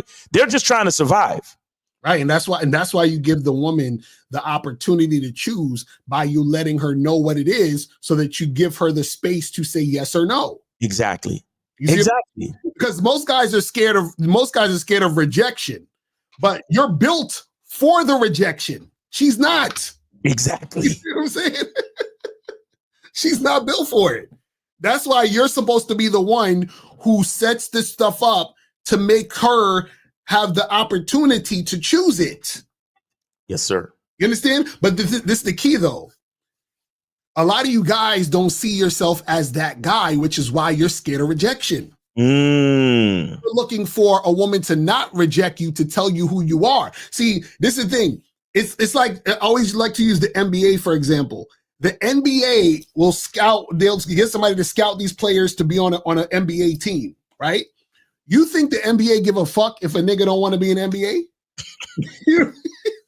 You think the NBA be crying and, oh my God, I can't go on. Let's just shut the whole thing down. This random dude from the hood don't want to join the NBA. Like, they don't give a fuck. You understand what I'm saying? The NBA's giving that motherfucker an opportunity. You see what I'm saying? An opportunity to choose. Thanks. That's it. Let's continue. Leave that compliment, but I know what I think a lot of guys. Well, if you do that compliment in the right way, that works as well. It right? could, but it doesn't make you stand out. But yeah, complimenting her behavior, a trait about her, right? If she's ambitious, wow, like, it's actually really cool that you're ambitious. Like, I don't meet a lot of women like that. That's her behavior versus her look. So that's the second rule. And again, it's like, you know, complimenting her about thinking she's ambitious and all this other stuff, which is a bunch of bullshit, because you really don't give a fuck. Let's be honest. Most of you guys don't give a shit about her being ambitious, because if she was a 10,000 pound overweight chick, you wouldn't give a fuck about how ambitious she was. You wouldn't care. You know what I'm saying? So Yo, how do these dudes be lying so much? That's what I'm saying. I don't understand that shit. And you know what the sad part is? They're not even lying. They actually think they're helping guys. Right. Like, pretend you give a fuck about that she's ambitious. She's ambitious, and she's you gotta compliment her on something, her behavior or something she does. Yo, can you play that Rosebud for me, please? Which one? Hi, how you doing? You think I give a fuck about how you doing, bitch? All I want you to motherfucking do is open your mouth and say something so I can hear how your voice sounds, so it can tell me how the fuck to get at you. Yo, it's that. Hi, how you doing? Hi, how you doing? You're so ambitious. Oh my God. Hi, how you doing? Oh, God bless these idiots, bro. I swear. I mean, and like you said, no knock to them. No knock to them. Because I really believe that their intentions are to help men. Right. But they just don't know what they're talking about. You know what I mean? For the most part. You want to compliment her on her ambitions. You see, like, look, if I'm gonna compliment a bitch on her ambitions, I'm be like, yo, you look like you a go-getter. You know? How many orgasms you gonna go get while you riding my dick tonight? Like, that's what we gonna talk about. Like, you know what I'm saying? Like, how deep can you throat it? Like, you're because I see you an ambitious bitch. You be out here getting it. So let's talk about some. Again, if you're gonna compliment her on her ambitions, how can I compliment her on something outside of me? Exactly. You know what I'm saying? Because anything she's doing outside of me don't exist. Exactly. I'm gonna at least be talking about my business and how she can help me if I'm not gonna get sexual and all that. Mm-hmm. Right. Come on, man. Y'all look, you guys, you wonder why your relationships turn out a certain way. How you start is how you finish. Right. You start out complimenting her on something she's not even responsible for. Oh my God, you're so pretty. That's God in nature. Mm-hmm. You didn't do shit. Right. Oh my God, you're so cute. Oh my God, you're so ambitious. Okay, you're ambitious. Oh, you're a strong, independent boss bitch. What does that have to do with me? Exactly.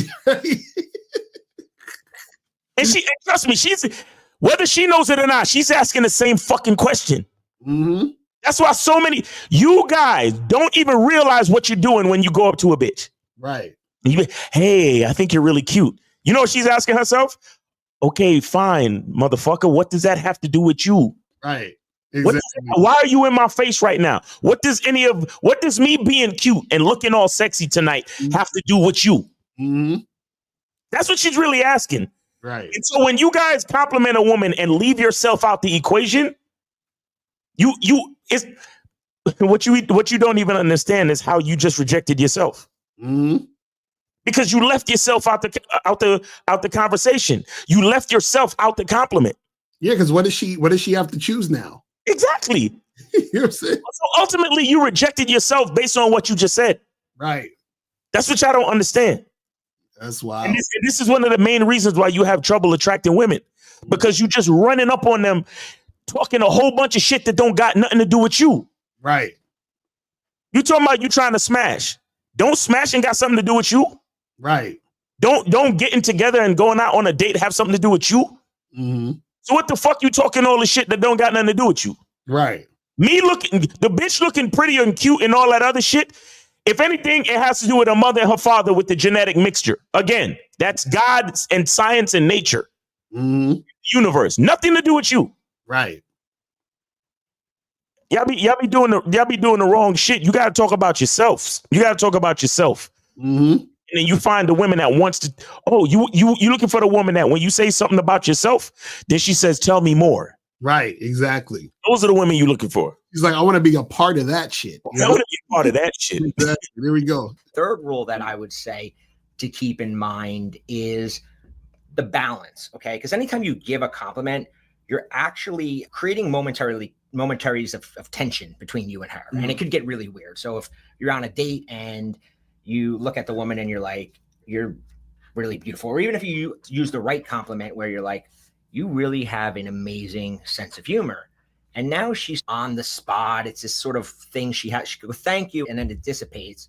So the rule that we would say is push-pull, right? Anytime you give a compliment, pull it away a little bit afterwards to ease that tension and allow it, get it out there, but then take it away. So an example of that. Yeah, that's a great point. So let's say you told her the example you use, oh, you have a great sense of humor. But before she didn't have the chance to react to that, you might tease her a little bit. So you might say something like, oh, but too bad you listen to whatever taste of music is. Or you tease her a little bit about something that she said earlier. See, I think this is like some pickup artisty type of stuff, but the push pull and all that. Oh, but your favorite movie is 10 Things I Hate About You, or I don't know, whatever maybe opinion that she might have given before that you don't agree with. You just tease her a little bit. And the reason for that is like Bobby said, is that when you just give a compliment, it's a sort of a dead end communication strategy, right? The only thing she can really say is, oh, thank you, or oh, you're really sweet, thank you. But if you keep the conversation moving, you keep things fluid by re-injecting a little bit of that like a little of that playful energy, it makes it very easy for her to sort of banter with you so that the compliment doesn't just kind of go stale. Yeah, you're giving her a thread to pull on to keep the conversation going. See, a lot of these guys love to waste time with women. I don't like, how is that fun? Like, because they're like, oh, you don't want to say this because then it's just going to end. Listen, I want it to end. I want her to say no as soon as possible. Yo, for real. Like, Like, I don't want to be sitting there talking about, oh, you have, you're very funny and this and that and blah, blah, blah. And you go through all of that shit, right? And then at the end of it, she's like, I'm not really looking for anything right now. I'm just trying to be friends and blah, blah, blah. And you sat there for an hour going back and forth, complimenting about how ambitious she was. You want to be like, bitch, I just wasted all this fucking time. You want me to sit in the beginning. Right, that's what I'm saying. Yo. But you actually said something that I think is really true, is that something about her saying, oh, thanks, or that was sweet. It's lowering your value because now you're like the guy who's compliment. I don't know. There's something about anytime a woman, one of our clients shows a text and the woman has written like, oh, you're sweet, or thanks. Oh, I'm like, you're going to be in the friend zone soon. No. I want her to say that type of shit, because if she say that type of shit, I'm out. You understand? Guys, this is what I'm saying. Women will tell you everything you need to know with their response. Facts. So if I'm talking to a woman, I'm flirting with her, and then she's like, oh, that's so sweet. Oh, thank you. You have a good night. You understand what I'm saying? Like, the fuck are we talking about? You feel what I'm saying? Like, see, the problem is that you have too many guys that are trying to, this is the thing. Guys think that they can, in some form or fashion, magically turn something around by spending more time and energy with the woman. But they forget that women love attention. So women will take your attention with no intentions of ever fucking with you. Ever. It don't matter what you say. You could take out a pie chart and some graphs and show her how you're going to cure cancer. She not going to give a fuck. You understand what I'm saying? Like, she's not going to fuck with you. See, and this is what I was saying on the last show we did, I think it was like 2 shows ago, where sometimes you guys, you have to accept that some women are just not going to be into you. Mm-hmm. They're just not going to be into you. You're just not their type for whatever reason. They're not feeling you. It is what it is. And there's nothing you can do or say to make that change. Nothing. Guys, there's nothing. You understand? Just like there could be a chick. Think about the most unattractive chick you've ever seen, or just in your imagination. Her trying to get at you and not only trying to fuck you, but she wants you to make her your wife. Imagine the most unattractive chick, not only physically, but her personality is unattractive to you. And she thinks that she can just say a little this and do a little that, and you're going to wife her up. How? You see what I'm saying? It's like, it ain't going to happen. Crazy, man. But let's continue.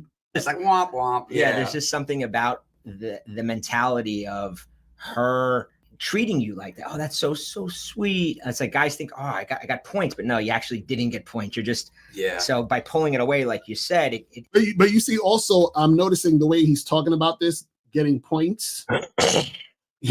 Guys, I'm telling y'all gotta pay attention to everything that's being said. Because notice he said, when she says, oh, you're sweet and thanks, that lowers your value. Yeah. See, he's trying to say it lowers your value in her eyes. Right. But again, why the fuck are we caring about how she's viewing you in her eyes? I don't care. Are you doing the things I say? Are you following my lead? Are you on my program? That's it. That's it. You know what I'm saying? Like wasting any time worrying about what a woman is thinking about you is ridiculous.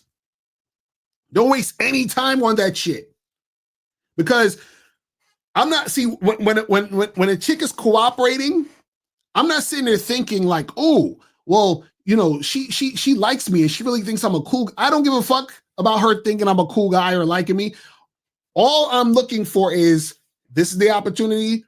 Are you going in this direction? You are cool. You're not cool. That's it. Dudes make this shit more complicated, but also they put themselves in a position of chasing and putting the woman on a pedestal by saying she's the one that gives you the points. Your lower value based on her responding to you this way or acting this way towards you. You understand what I'm saying? This is crazy. Well, let's continue. It makes it, it also makes it it's not a big deal to you. Like, you can put it out there and then go on. It's not like, oh, I said this and now I want something from you, right? Because compliments can be very needy. Because if you're complimenting a woman, especially if she's not at the level of attraction that you're at. So you're on a first date and maybe you haven't been on a date in a while and she is pretty cool and you start gushing about her. But in her mind, she's like, he's kind of cool, but she hasn't decided that she likes you yet. Hold on, man. I'm not gonna let that slide. She hasn't decided. Oh my God. What does that sound like, guys? Medium or low interest. You see what I'm saying? She hasn't decided. And this is what I'm saying. You guys got to get out of that mindset because a lot of guys actually think this is normal. Like, you know, women don't really like us like that. So we have to like take our time, get them comfortable, build some rapport, get them, you know, take it slow with these ladies and then give them time to figure out if they like us. Like what? Nah, bro. And if you're complimenting right away too much, a part of her is going to go, oh no, he's already imagining that I'm going to be his girlfriend. I don't know what I want. And whereas if you say it casually and you keep going, it doesn't give her that time to have that sort of oh no moment that really guys don't realize really can wreck a good thing if you do too much complimenting too soon. Absolutely. Well, this is the thing. If you're the type of guy, again, you're complimenting because you're needy and you're complimenting thinking that compliments are going to make her like you, then of course she's going to be put off by that because you're putting her on a pedestal and she can see that. You see what I'm saying? He sees you're the type of guy who's so caught up in how she looks and this is how the direction you're going in. But when a woman is into you, right? You complimenting her is not going to make her be like, oh my God, you know, I was deciding whether or not I liked him. And now that he complimented me, I decided that I don't like him. Like, that's not how shit works. You see what I'm saying? like a chick, listen, I'm telling you this will never happen. This will never happen to you guys. I promise you. You will never be on a date with a chick who is sexually attracted to you. And you say, hey, you look good in that dress, or you look pretty tonight. And she's like, oh, I was going to fuck him, but he said I look pretty. Like, that's never going to happen. You see what I'm saying? I'm telling you. Y'all got it. Oh, hilarious. Let's continue. So the next rule is actually, some guys are going to hate to hear this one, but no social media compliments. You do not leave the social media compliments. Controversial take. You don't want to be one of the guys if when the girl that you're hanging out with or talking to posts a cute picture of herself and she's got 13, sometimes some women have 50 comments. You look so beautiful in that pic. Oh my God, gorgeous. Don't be one of those guys, because when you're one of those guys, you just get grouped in with the other 50 guys leaving comments. And a lot of times I agree with that. You shouldn't be all up on chicks' fucking pages, leaving hard eyes and shit and all that goofy motherfucking shit these things be doing. So I agree with that one. She's doing it really to get ego validation, and it doesn't really serve you a purpose to supply it to her. Exactly. And there's so many things embedded in what you just said that I think is important to pull out. One is, like you said, you're not separating yourself from the other guys, right? You're just like every other guy in her comment section, and really ask yourself, do you think any of those guys are actually going to sleep with her, going to date her, she's going to even be interested in? And the answer is pretty obvious. No.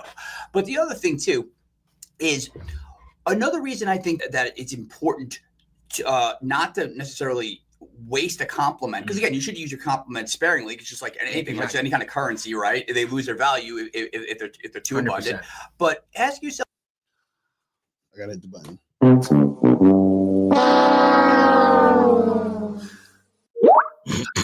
No, it's you know what? This is our fault. This is our fault, man.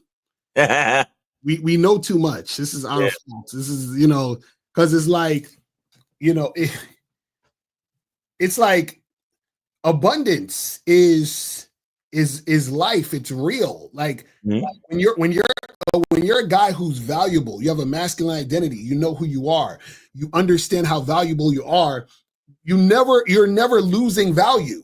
You understand what I'm saying? Like, I don't understand this thing where these guys think like, well, I only have this so much value left, so I have to save this so I don't waste all my value in this situation. It's like, what are we talking about here? This is crazy, but let's continue.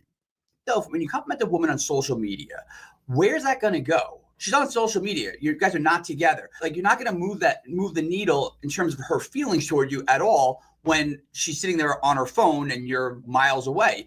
So the issue with that is that when you do use compliments, they should very specifically be used in situations where you can actually move that needle. And ideally that would be in person. You could even do this if you're talking to her on the phone or on a FaceTime or that kind of thing. But when you're completely removed from her, you shouldn't be devaluing the currency of your compliments by wasting them on social media. But you actually said something interesting, because on one hand, if you guys are talking and hanging out and she posts this cute picture of herself, you're right. Saying you look really cute in that picture, it's not going to really get you many points. It's not going to, but by not guy with the points, man, complimenting her, then you might create a little bit of emotion, because now she might be like, she's looking at the 15 guys that complimenting her and you didn't. And now she's, oh, did he not see the picture? Oh, now she's thinking of,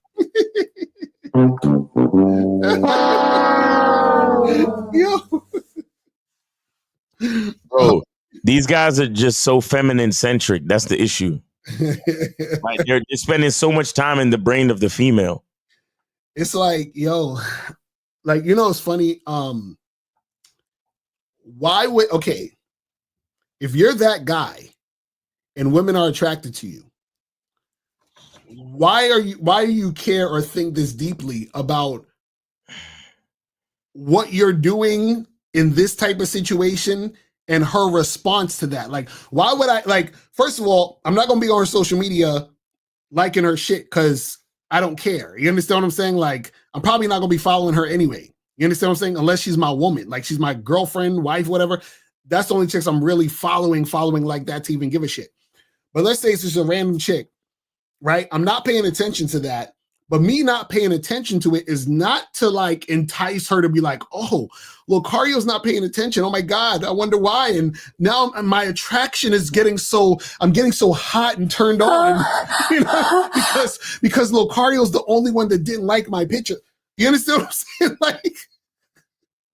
Like what kind, like who?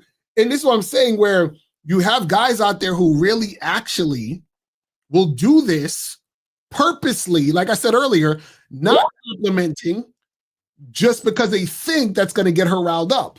Right. You see what I'm saying? So you guys have to understand why you're doing what you're doing. What is the why behind what you're doing? Because check this out. If you're doing that purposely to get her riled up, even if you go on a date with her or hang out with her again or whatever it is, you're still that same guy. So you're still going to be the same guy, right? Which means that you're not that guy. You're not the top guy who has game. So it's going to fall by the wayside anyway. And this is what you guys don't understand. It's all connected. So if I'm, for example, trying to compliment her because I think complimenting her in whichever form or fashion is going to get me the ass, then I'm still the same guy in front of her trying to get the ass, meaning I'm still the same needy guy. So it's not like I do these things behind the scenes and then all of a sudden when I'm in front of her, I'm a whole different nigga. No, I'm still the same guy. You see what I'm saying? So any of you guys that's trying to push and pull and I'm going to neg her and I'm going to do this and do that, you're still the same guy in front of her. Wait, did you just say nigga? What did you say?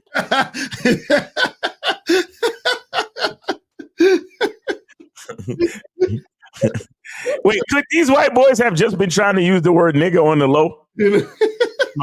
Neg her, push and pull. You have to neg her. What? What are you saying? Get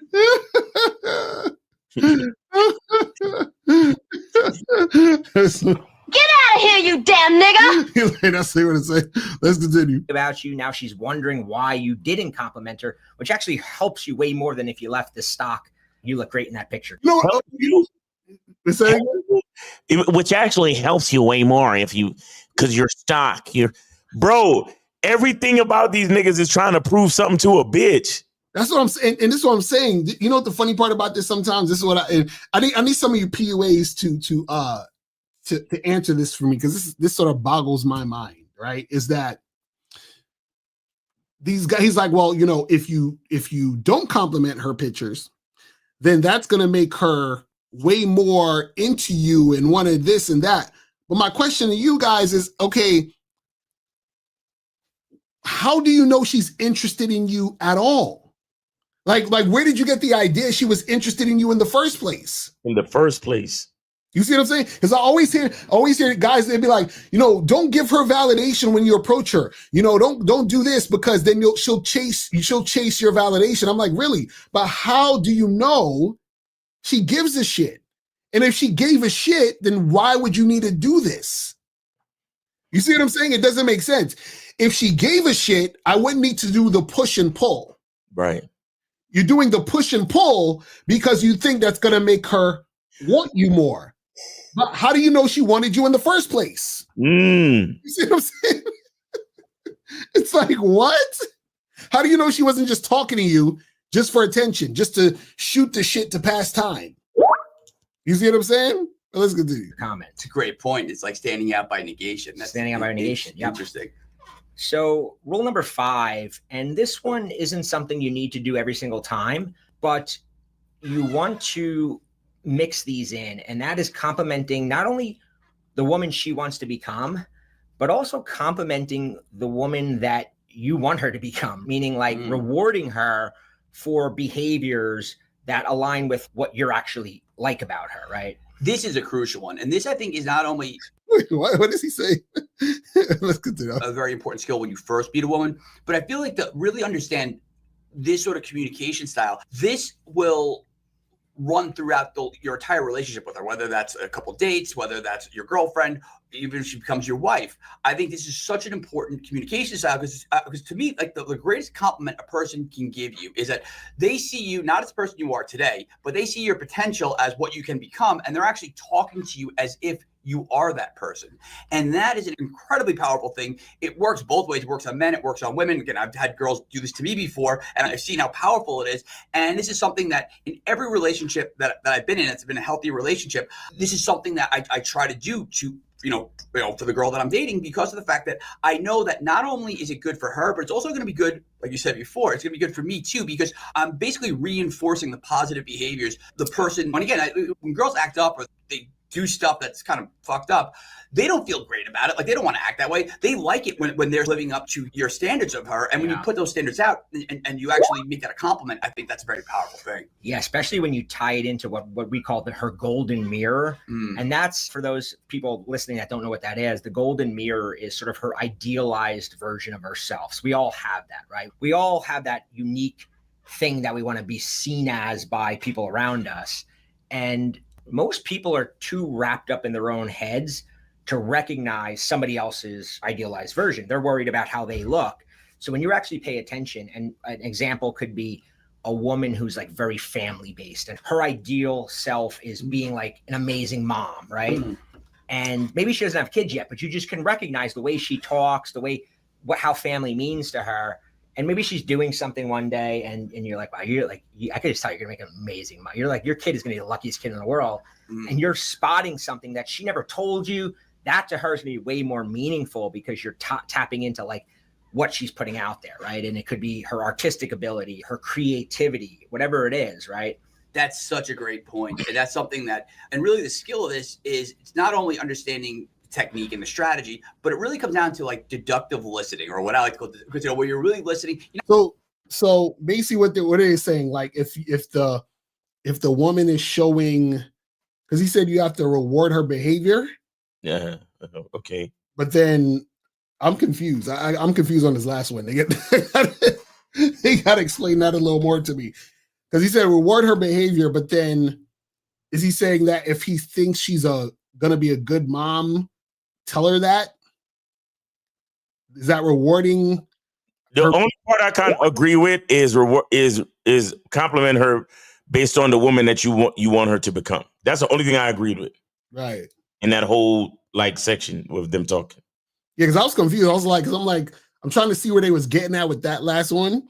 But the thing is, I look at it like this too, is that, because this what they're saying here sounds a little bit more for like a woman that you're more consistent with, like a woman you're dating, or a woman that's probably your girlfriend, or a woman that's in your life, right? And I think it is good to be able to compliment your woman in those situations, because if she's actually following your program and she's with you and she's, you know, doing certain things. And it's like, yeah, you know what I'm saying? Because you're actually, you understand, doing those things that are valuable in the situation. Right. So that makes sense in this context. I think the other part where they were talking about, like, you know, complimenting her for being ambitious, it's kind of like, if I just met the chick, how do I do that? I don't know. You know, like, I can't, you know what I mean? Like, that doesn't even make sense in that situation. And again, it doesn't pertain to anything that I'm doing. You see what I mean? So in this situation, if she's doing things that pertain to what you're doing in that longer term situation, then yeah, I could see, you know, that making sense. You know what I'm saying? Not just hearing what she's saying. You're not even just listening to her. You're actually listening and trying to even kind of go look for the spaces in between the words of, like, what is she trying to convey? Again, it's like an example I use a lot, but I remember I met this girl who outwardly didn't look like the stereotypical, like, girl who thought herself as like, oh, I'm an intellectual, I'm worldly, I'm cultured. But as I was talking to her for about 5 minutes, and I remember just, she was using certain, like, the way that she was choosing her words. She was purposely using like a bigger vocabulary. She was like, really, when I was asking her questions, she was like really kind of considering her answers. And it kind of dawned on me. I was like, this is a woman who very much was presenting herself as someone who's cultured and someone who is intelligent. But again, from her outward appearance, I didn't think most guys would miss that, right? And the example that I've used this example in a couple different videos or that kind of thing. So I apologize for the guys that are watching that already heard me say this. But rather than even saying, hey, I can tell you're really smart, or hey, I really like your opinion on that, which again, that would have been perfectly fine. But instead I said to her, I said, oh, I just finished this book I was reading. You seem like someone who reads a lot. Give me a good book recommendation. Here, I'm gonna pull up my phone. And I took my phone and I pulled up Amazon. So, guys, this is the thing. I don't think it's good to in a lot of cases to have these type of, like, friendly-ish conversations with with women. Because, like, I just finished a book I was reading. You seem like someone who reads a lot. Give me a good book recommendation. Like, that sounds like we're friends. You understand what I'm saying? Like that don't sound like something I would say to somebody who I want her ass up in the air type shit. You understand what I'm saying? A lot of these conversations is only stuff that you need to talk about after the vetting process, or like, right, you know, of like months and months into the interaction. Yeah, like that's like a chick that's like with you type of shit. You understand what I'm saying? I'm looking for you to recommend a book for me. Like, I don't care about none of that yet. And the thing is, again, if this is a chick you're just meeting, I don't want her thinking she that important. Right. She recommending me books. Recommending me books, meaning that that she's literally infiltrating, you know, my thought and perspective. Like, how, bro? Like, bro, y'all cats is wild. And then you'll wonder why she's falling back and trying to make you wait 3 dates for sex. Right. Giving her this type of boyfriendy energy. Super boyfriend energy. You know what I'm saying? Y'all niggas, bro.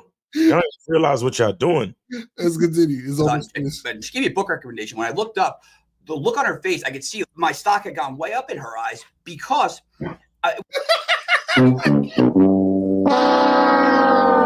yo, my stock had gone way up in her eyes. Yo, the language exposes. Oh my God. Yo, listen, I want to know how it feels. to care about what women think. Like, can somebody please call me and just explain to us, how does it feel to give a shit? Like, I really want to know. Like, because I can't relate to this. Hi, how you doing? Exactly, right? Hi, how you doing? I can't relate to, bro. I don't know. I'm like, what do you?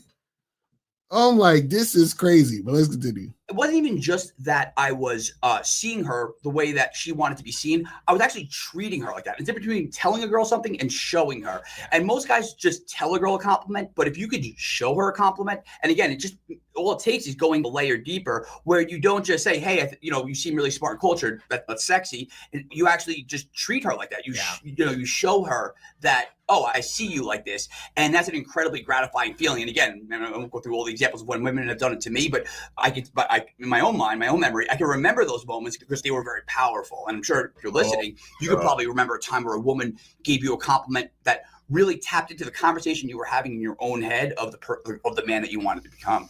Yeah. But see, that's the thing.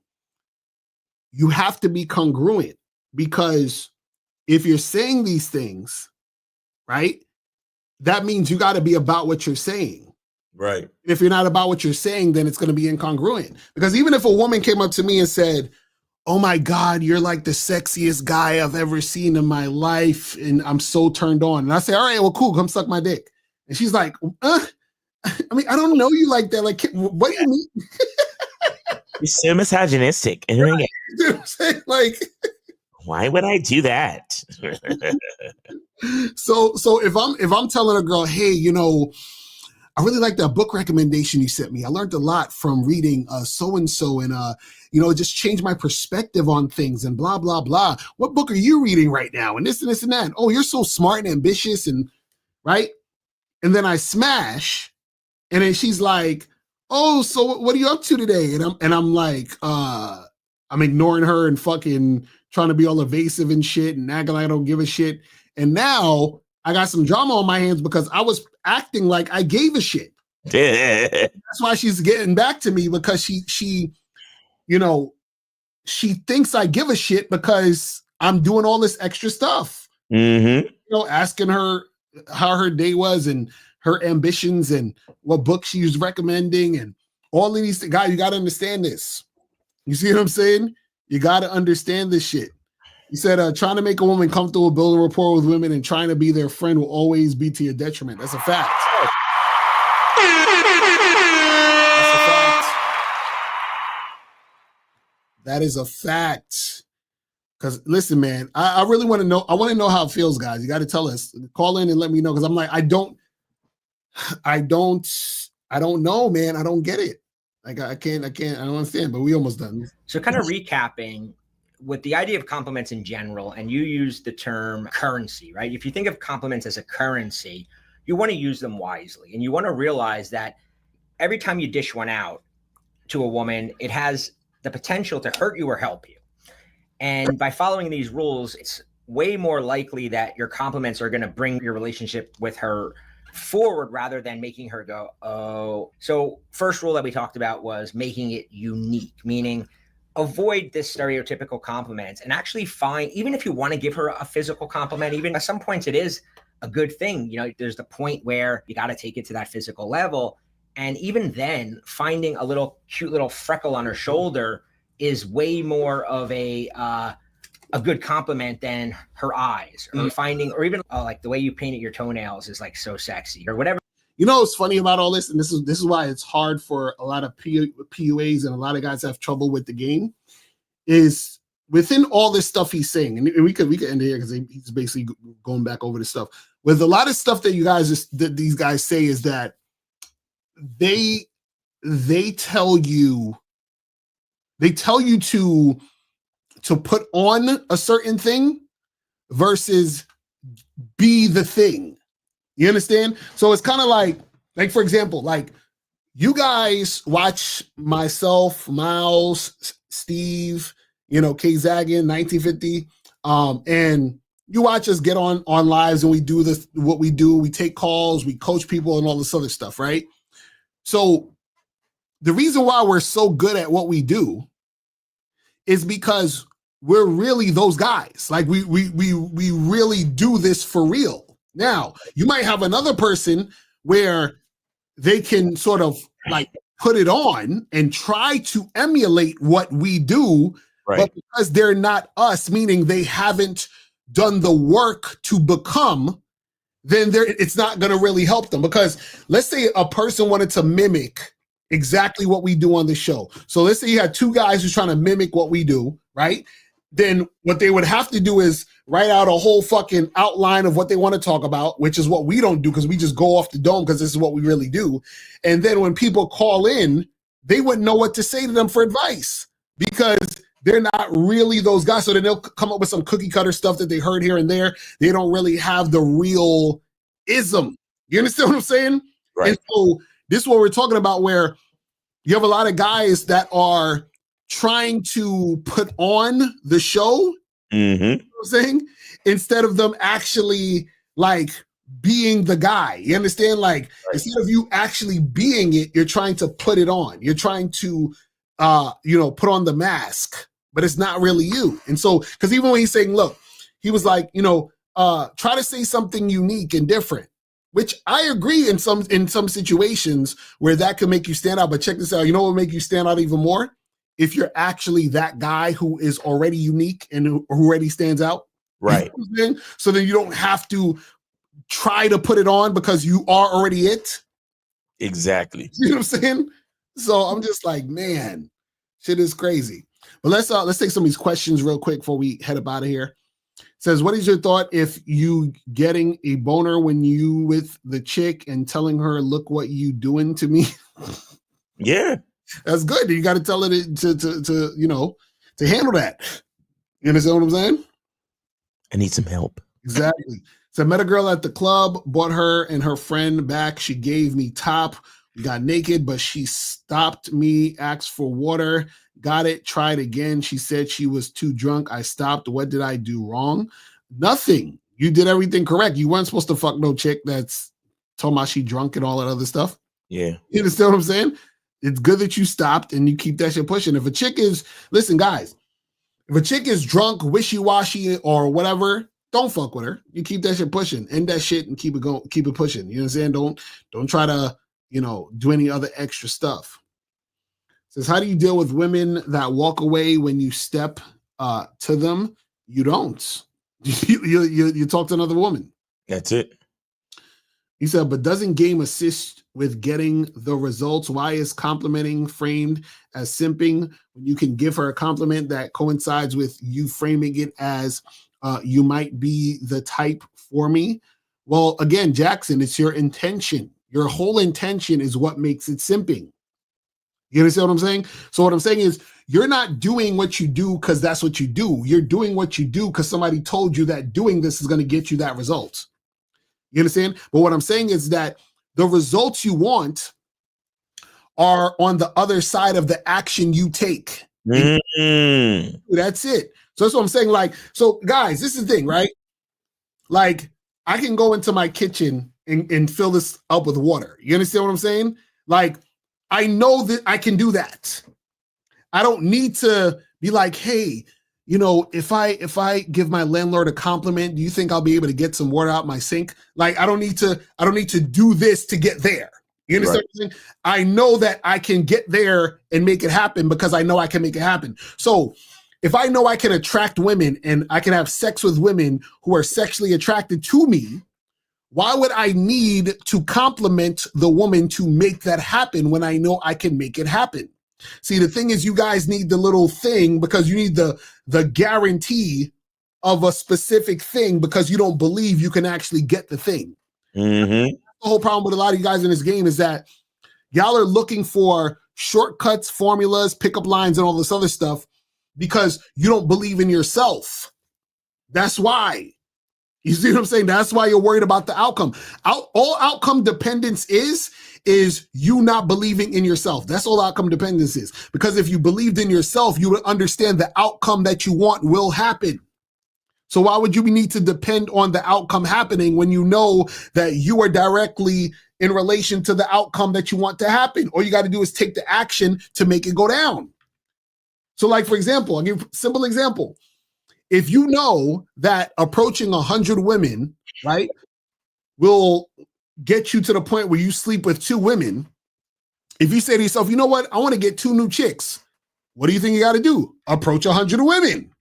So why would I be worried about the outcome of getting 2 new women when I know exactly what I need to do to get 2 new women? Mm-hmm. See what I'm saying? But if I'm worried about it, that means I don't believe that I can do the thing. Exactly. All right, so we got 203. 203. You're on live with Locario Miles. Name, age, city. Where did you send it? Oh my God, I forgot to send it. It's Joe Blast. Joe Blast, what's going on, man? Oh, good. You good? You don't moderator. So, so what's going on, fam? Send it as soon as I ask this question. Okay. All right. The question is, you guys were talking about when you're on a date with a woman and she done pushed you off and talking about, you got to wait to have sex and all that. So basically what I think I got out of that, I wanted to make sure I was right.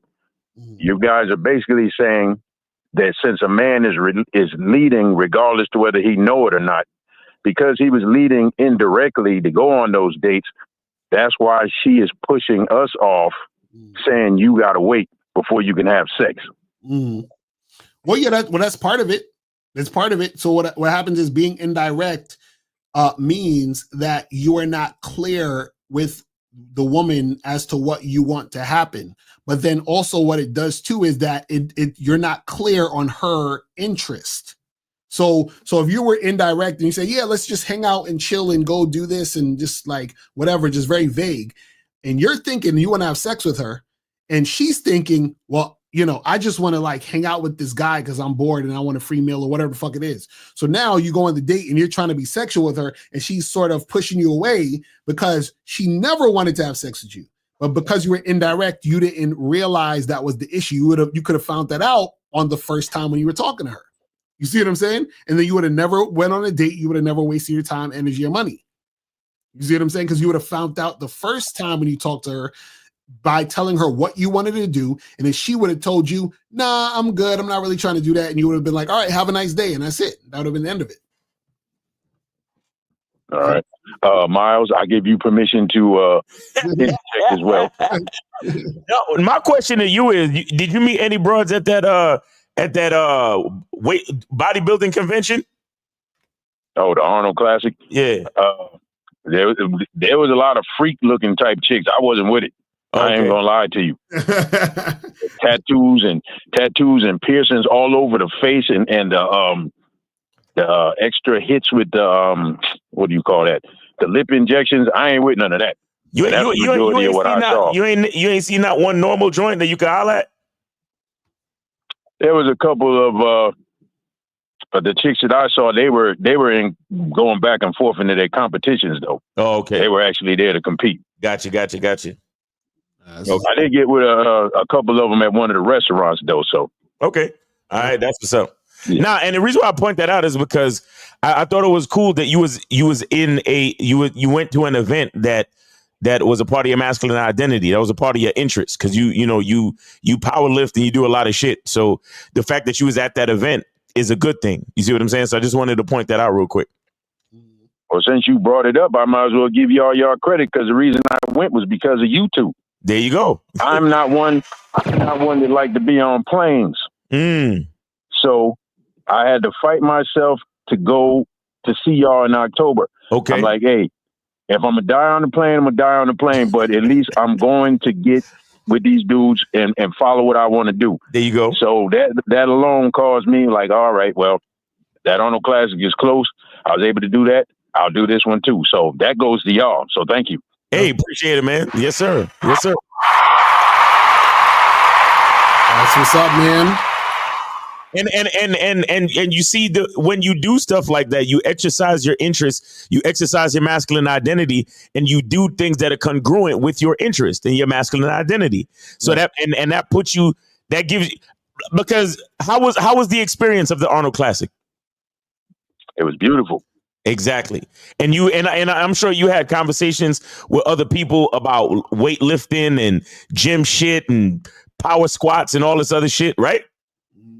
Oh yeah, a lot of them. Exactly. And what I'm saying is, those are the things that enhance and enrich your life. Go ahead. Since y'all brought that up,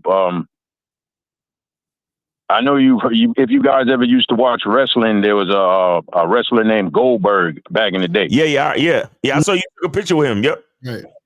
Yeah, well, he was there, and it was him and C.T. Fletcher in the same booth. So when I went to shake Goldberg's hand, well, Miles, you already know how I shake people's hands. Yes, sir. So this nigga got a vice grip. So I shook Goldberg's hand, said a few words with him, and then went on about my way. We'll say that's 5 o'clock in the afternoon. By like 11 o'clock that night, later on in that building, Goldberg walks up to me and says, "You know what? Out of the 2 days I've been shaking hands with everybody, you're the only one that shook my hand like a man." Oh, that's crazy. That's what I'm talking about. Now, imagine a man saying that shit at a fucking bodybuilders convention. Exactly. Nigga said he been shaking hands for 2 days. And the only nigga in the spot that shook his hand like a fucking man. Blast. Right. That's a fact. I told niggas about this shit at the New York seminar, the first seminar, about how you got you when you shake a man's hand, you look him in the eye and you get that firm grip. Man, yo, that's crazy, man. Shout out to you, Joe Blast, because that speaks volumes, my dude. It's a fact. For real, that speaks volumes. Because he said, he looked me in my face and said, "That's man shit," and then walked away. That's what's up. I love it. He know what it is. He know what it is. Bro, I was schooling niggas at the Vegas seminar and the New York seminar. Niggas, hey Miles, how you doing? Hey Miles, how you doing? Like, nigga, shake my squeeze. Shake my fucking hand and squeeze, nigga. Go buy yourself a exercise gripper if you need to, bro. Niggas is shaking your hands like a fucking bitch. Like, what the fuck are we doing out here? Bro, absolutely. Yo, I swear, I remember telling a couple niggas at the seminars, like, all right, brother, we're gonna have to do that shake again. Right. We're gonna have to do that whole shit again. And then you know what I noticed? When niggas was leaving the seminar and they were shaking my hand to like say goodbye or whatever, niggas was like, "Hey, Miles." I know, right, for real. Squeeze. But Blast, from the fucking beginning, Blast was on some vice grip shit. Shout out to Blast. It's a fact. For real. But nah, man, hey, I just want to, no, honestly, I just want to commend you and I'm glad you even said that you making the effort to come out to our events is what got you to start going to even other events that are a part of your interest and a part of your masculine identity. And I'm telling you guys, that's what life is about. Taking yourself into environments and choosing experiences that are congruent with who you are as a man. That's really what it's all about. Right. That's how you get these experiences and you take your life to that next level and you're grateful. And then that's how you appreciate, you add value and enhancement to your life. You got to do it first. And when you understand what that looks like, that's when you can start to attract the people that will understand what it looks like for you. Right. You know what I'm saying? Nah, that's real shit. Yep. Yeah, man. Well, thank you guys. Always respect and appreciation for you. I'm gonna go hang up and put that in the Cash App right now. Yes, sir. Appreciate that. Appreciate that. Appreciate it. All right, No man. doubt, Take y'all. it easy, Blast. We appreciate you, brother. Have a good weekend. Yeah. You too. Yeah, my man Blast, he be squatting 8 on a bitch. Like, that's a fact. Yo, Joe Blast is a big dude. For real. But we got 551. You were on live with Locario and Miles. Name, age, city. Where did you send it? What's up, Miles? What's up, Lo? This is David, 24, from New York. I sent it to Miles in the Game. Okay, let me just make sure real quick. See what you got going on here to make sure we get your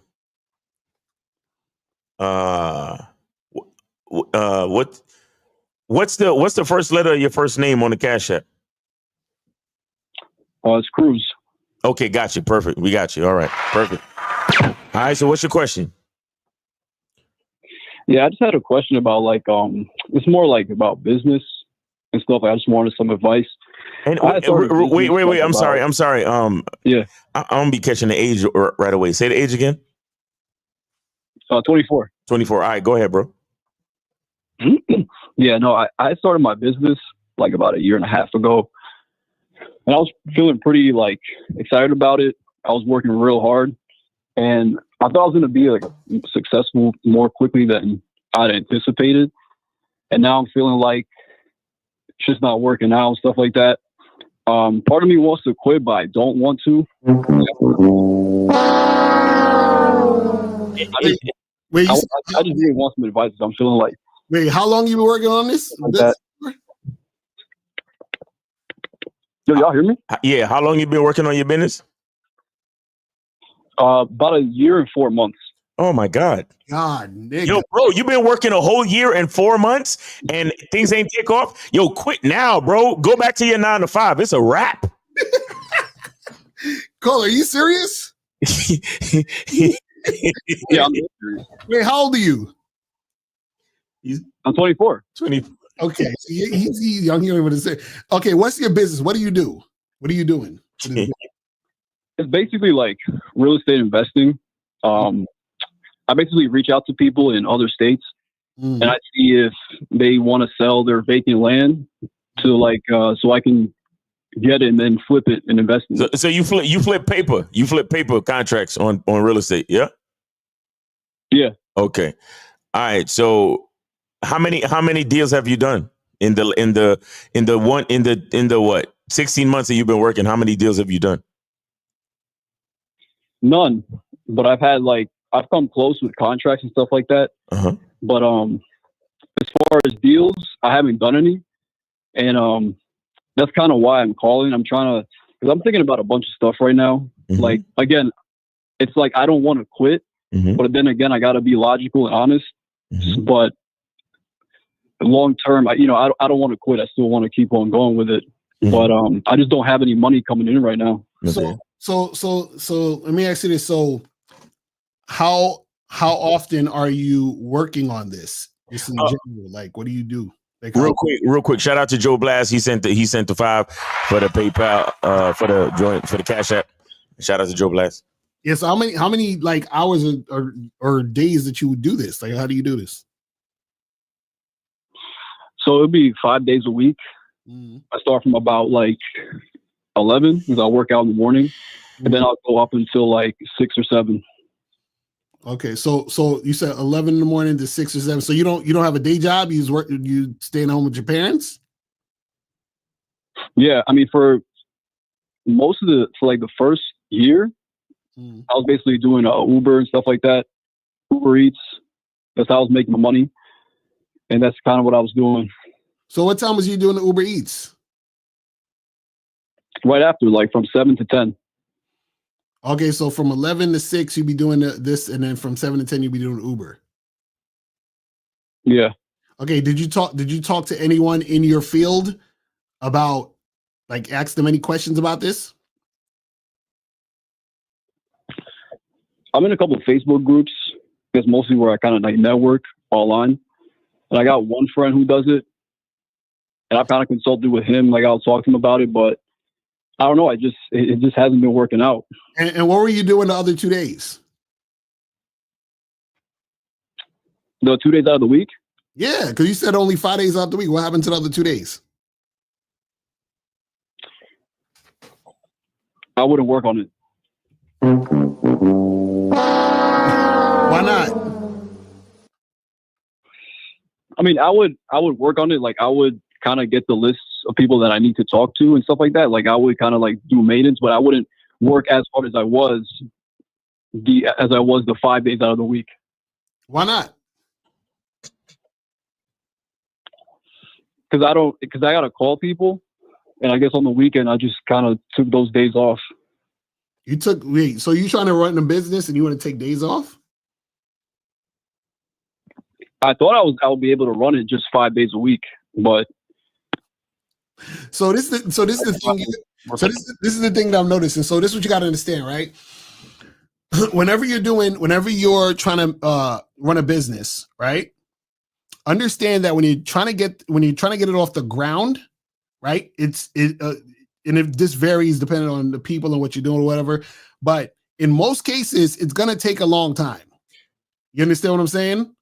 And April in the chat saying weekends are prime real estate days. So this is what I'm saying. Like there might be certain things or information you don't know, but you're not actually working hard enough to figure that out. You see what I'm saying? So and that's why you're probably not seeing any traction, because you're not doing enough to where you'll be able to see certain things that's going to help you out in the long run.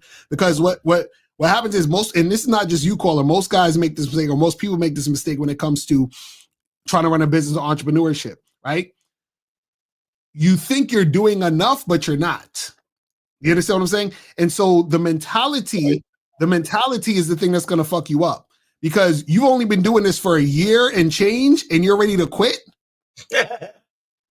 That's nothing. That's like, bro, that's nothing in the grand scheme of Cole, you know how long it took us to make money doing this? How long? At least 4 to 5 years. At least. It was actually 7. 7. Goddamn. 7 years.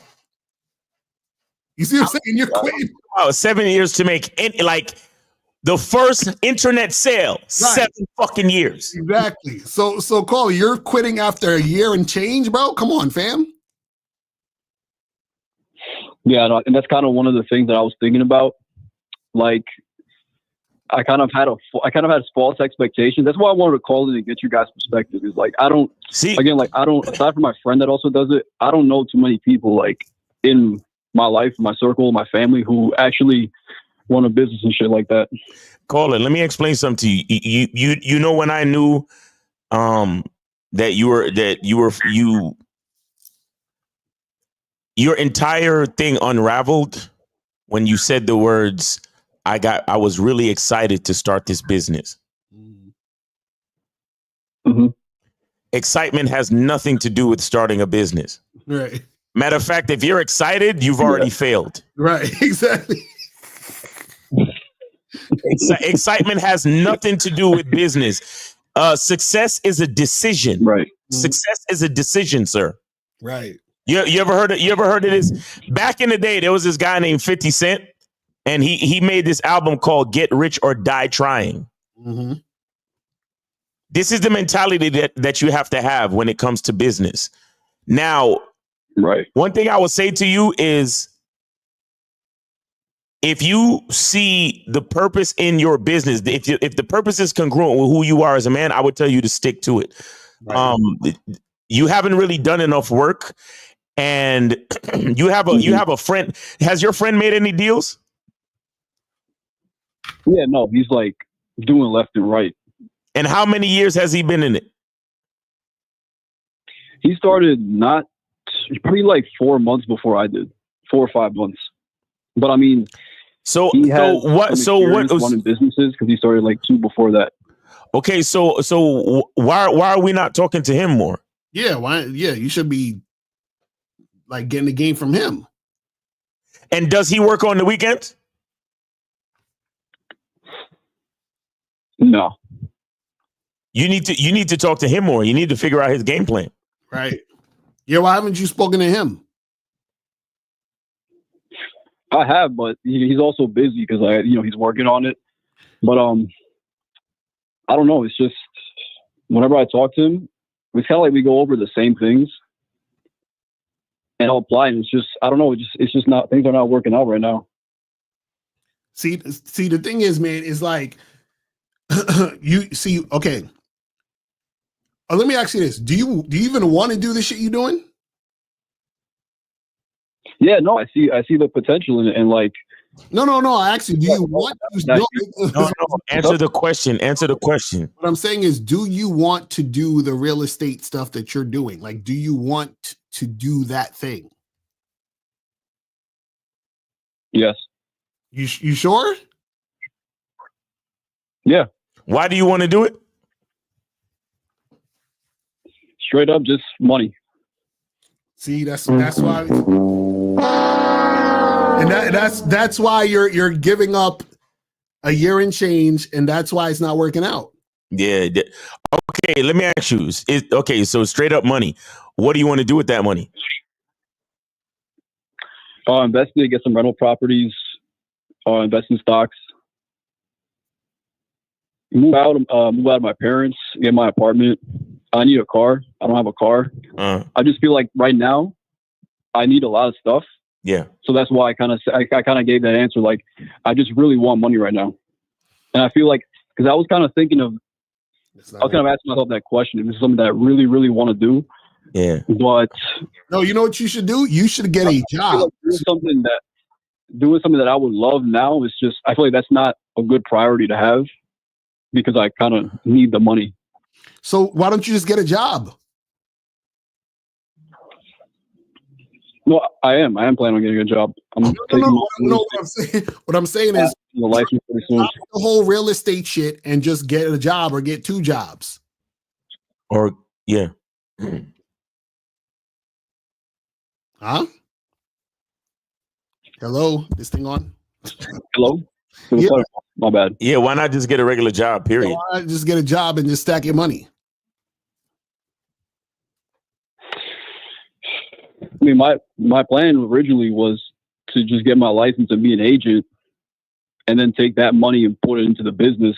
Because I think part of what is kind of getting in my way is that I don't have enough money to do it consistently. Okay, so it seems like you're really interested in real estate, but what's the reason? What is your why? I just see a path to it. Like, I just see a path to making the amount of money I want to make with real estate as of right now. So this is what it sounds like. See, the problem is that you're saying you want money, but wanting money is not going to be the same thing as knowing how to successfully run a business. Do you understand what I'm saying? Because what happens is when you're running a business, there's going to be times where you're not making any money. So what I'm saying is, if you really want, and when we say, what do you want money for? Well, I want to pay for this and I want to move out of my parents' house. Okay, cool. You could get a job and do that quicker and more efficiently than what you're doing now. You see what I'm saying? I mean, even with like just a regular minimum wage job, like I'm still in school, so I can't really get a job that's going to pay me that much right now.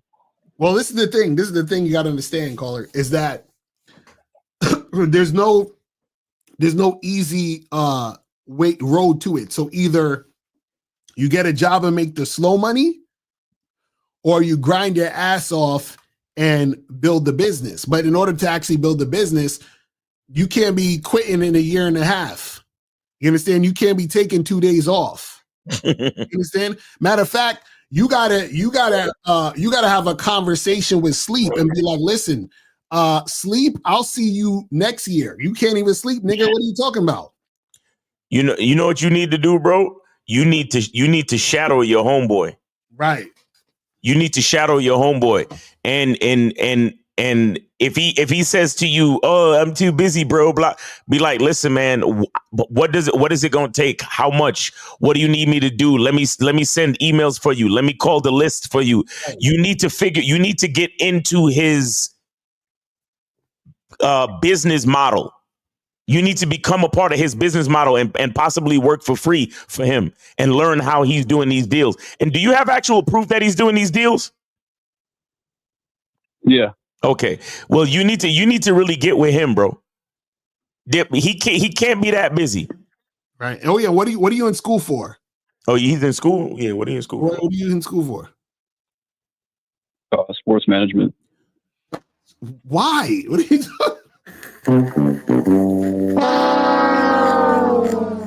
Why aren't you in school for real estate? There's no real estate major. There's not. Maybe city planning, maybe city planning, construction, right, architecture, contracting, or you know what it sounds like though? It sounds like if you're gonna go to school, you know what you should do? You should actually go to a trade school. So and become a contractor. If you're gonna go to school, you might as well pay for trade school and become a contractor. Learn how to learn how to build a house with your hands, or electrician, HVAC, different shit like that. Yeah, because caller, what it is right now is you're all over the place. Yeah, and the thing is that you think things are easier than it actually is. You see what I'm saying? So you thought, oh, I was going to go try to do this business, make a whole bunch of paper, and just fly into the sunset. That's not how it works. You understand what I'm saying? It might take you 2, 3, 4 years before you see any money. You understand what I'm saying? So that's what I'm saying. Where if you need money bad, get 2 jobs. You understand? And save your money until you saved it up until what you need to use your money for. You feel what I'm saying? Because wanting to get money is not the reason to start a business. It's not about what happens is most people when they start a business is because they're passionate about something.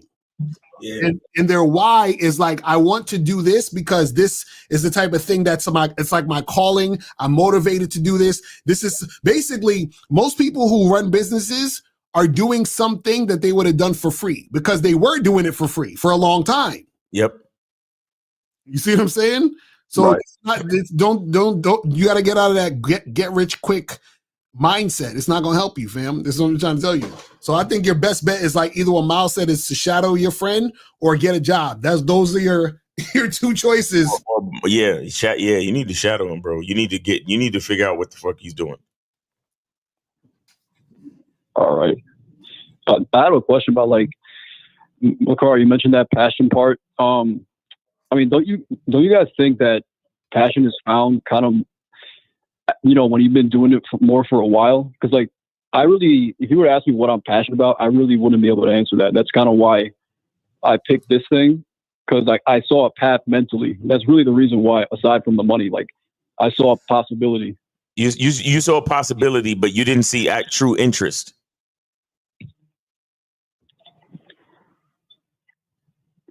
Hello? Not necessarily. Right. Yeah. It's just like when you fuck with a girl. Like I don't have a love for it, if you know what I mean. Yeah, that's the problem. That's the reason why. That's the reason why you're not getting where you think you need to get, because you don't really love it, and so your excitement that you had in the beginning has worn off. And this is why you need to figure out who you are, bro. You need to this is where masculine identity should come in, because you need to figure out who you are, because the thing that you would do for free, that's the thing that you need to be really focused on, because that's the thing that's going to bring you all the money you ever wanted or needed. Right, basically. But you have no idea what that is, because just wanting to get money, that's not a purpose. That's not a reason. And if it's just about money, then like Locario said, go get a job, drive Uber, Instacart, whatever the fuck it is. You could get money, go work at the Amazon fulfillment factory, whatever. Right. If it's just money, you see what I'm saying? But when we're talking about a purpose, when we're talking about congruence with your identity and doing things like you got to ask yourself this question: what comes easy to me that brings value to the world? That's what you got to ask yourself. What comes? It comes easy to me, meaning that it's a gift from God, and I'm willing to do it. I'm willing to do it all day, every day for free. Right? What comes easy to me that could bring value to the world? That's the question you need to ask yourself. And you're a young man, and I understand these things take time. I didn't really know my true calling or my purpose, or like understand and discover it until I was in my 30s. So I understand what you're going through. But at the same time, you really need to look at who you are. Look at your life. Like I started taking pictures when I was 3. I didn't realize that I could actually be a photographer till I was 30. Right. It took me 27 fucking years it took me 27 years for the light to go on. Like, oh shit, you can make money from this. Right. You should make money from this. You see what I'm saying? So I understand it can be tough, but you got to look at yourself. You got to really look at who you are, because sports management, then there's real estate, and on top of that, your parents need to light a fire under your ass and kick you the fuck out. That too, exactly. You got it so easy. Right. So it's, and no offense, but it's spoiled people that are always like ungrateful for their opportunity and for their situation. Because you could actually work at a business for a year and 4 months, and I feel like quitting because it's not going the way I wanted to go. No, me and Locario was doing our thing for 7 years. We were grinding. We had 9 to 5s, and we was selling music and saving up our money and putting it into studio time and pressing CDs and selling CDs and fucking performing to tables and chairs and running around the place doing open mics, and but we were on a journey to figure out our purpose. You get what I'm saying? And we were spitting game in our music to the point now where we're spitting game to y'all on this YouTube shit. Right. And then we use the YouTube shit to direct you to badboymembership.com, masculineidentitymembership.com. Right. And that's what keeps the lights on. You see what I'm saying? But we have to go through all of that. And we have to go through all of that of not making no money for 7 fucking years. Exactly. And we were never excited. We just made a decision. This is what we're going to do. Right. We just kept fucking doing it. Ask Locario how many times he had to give me the speech. Nah, we just got to keep doing what we're doing. That and when we started making money, it still wasn't enough money to where we could quit our job. Exactly. So even when we made money, we still had to. It was like a few more years before we could actually do this full time. You feel what I'm saying? So that's what I'm trying to tell y'all. It's like, and this the key. See, a lot of y'all don't even realize how lucky y'all are, because when we started, this is how old niggas is sounding. When we started, we didn't have the tools that y'all motherfuckers got now. Exactly. You know what I'm saying? And there's a lot of shit a lot of information that wasn't there. So y'all got all the information, y'all got all the tools, y'all got all this stuff going on. You understand what I'm saying? So y'all can really go get this shit cracking. You know what I'm saying? Right. You got AI. Have you asked AI how to make these paper flip real estate deals? Have you done that? Yeah, no, I use ChatGPT probably like every single day. Okay, good. Well, you got to do that more, and you got to highlight your man, the guy that's getting the deals. You got to highlight him. Get into his be like, look, stop telling me you busy, man. What is it going to take for me to really shadow you and get into the business model and learn how to do this, bro? You got to take this shit seriously. And you taking the days off on the weekend. Those are the days you got to really put in that work. That's fact. And figure this shit out. Because trust me, after you make that first deal, that's when things are good. Everything's gonna change after that first deal. Mm-hmm. But you're in uncharted territory. That's why it's tough for you. But that's why you got to talk to your homeboy. Right. All right. Yeah, that's kind of the only question I had. All right, bro. Well, good question, man. Because you ain't the only one going through this. But keep your head up, stay positive, and remember, stop getting excited. And fuck motivation. The only thing that matters is consistency after you make the choice. Exactly. All right. Appreciate y'all. All right. Take it easy, bro. All right. All right. Wow. All right. So you could definitely kill the phone lines now, because we about to. Oh shit! Get the fuck out of here. Done. Real. So we got some more of these questions that we gonna wrap it up. Oh, I didn't realize we was. Yeah. So it says, how do guys prefer guys to approach 100 women with success without money and status? What? I don't even know what you're talking about. How do you guys prefer? I don't understand that. Complimenting a woman's outie belly button can be flirty. Of course, Efosa is going to say this. Well, but you got to tell her what you want to do to her belly button. You can't just compliment it. That's a fact. You know what I'm saying? You got to be like, girl, I want to lick on that outie belly button until you scream. Right. Yes, daddy. So are there any dating apps that you don't have to pay? Yeah, most of them you don't have to pay, but then you're only going to be on the free version. So you know what I'm saying? So if you want to get more access, then you might have to pay. What I suggest you guys do is choose one, maybe two apps, pay for those, and then the rest you use for free, and then you keep it moving. That's it. Because remember, the apps still need to make money so that you can be on the apps finding these women. You feel what I'm saying? So you got to understand it's a business. So I'm approaching women and 90% tell me they have boyfriends. Do you really think cold approaching is better than choosing signals? I don't think so. Okay, well, then wait for choosing signals. Dino, what do you want me to tell you? It's like y'all niggas... y'all dudes don't even realize how much sense y'all don't make when you're saying this shit. Because if you're having a hard time cold approaching and you're worried about choosing signals, then wait for the choosing signals. But if you were getting choosing signals, then you wouldn't like that. Then you probably wouldn't need a cold approach. So you see what I'm saying? So you're like, it's like, when people just talk based on how they feel. Yeah. It's no like point. That's what he's doing. This is like, what are you talking about? What makes you think women not watching these videos and adjusting their game as well? What do you mean? I don't understand what you're talking about. Y'all be saying some questions. I'm like, I have no idea what he's talking about. How to handle rejection. I've been approaching women and getting rejected. Gone 3 days in a row. Well, go to 4th, 5th, and 6th day. What do y'all guys? Y'all guys want like a magical formula? You want us to hold your hand? Like, what are y'all talking about? Yep. Magical formula is to keep going until you get what you want. Exactly. That's the magical formula, period. said, I've noticed you're very conscious about your attention when it comes to women you're beginning with. Does your attention consciousness stay the same with family functions, or do you have a timer?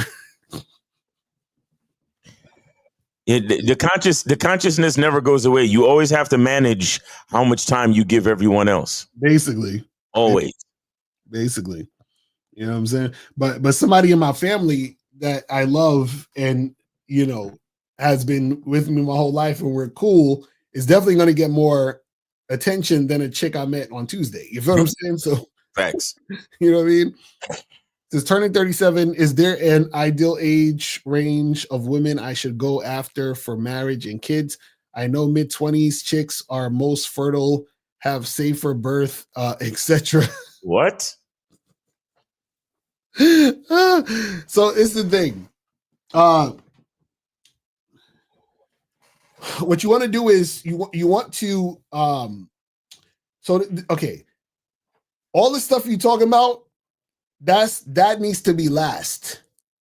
You understand? Marriage and kids needs to be last. So what I mean by that is that what needs to be first is, okay, what is your masculine identity? What's your program? Where are you going in life? What do you want to do? When you do interact with a woman, what are the things she needs to do in order to be the wife? You understand? Like so a lot of you guys, y'all just want things, but you don't know how to prepare yourself to be the guy in order for it to be beneficial to you when you get it. You understand? Because what's going to happen is let's say I say, oh yeah, go get with a 25-year-old chick and get married and have kids. And because you don't know what the fuck you're doing, you're going to be divorced by the time she's 27, 28. You're going to have 2 kids and you're going to be paying child support and your baby mother ain't going to like you. You're going to be bitching and moaning on the internet. You see what I'm saying? Like, so what I would say is, don't worry about the age range and the kids and the marriage and all that other shit now. Let's start with yourself first. Let's start with step 1. Figure yourself out first, because once you figure yourself out, you probably realize you don't even want all that shit. Yeah. So a lot of y'all just want shit because people told you how to want the shit you want. It's terrible. You said I have a date tomorrow at a park. What do I do?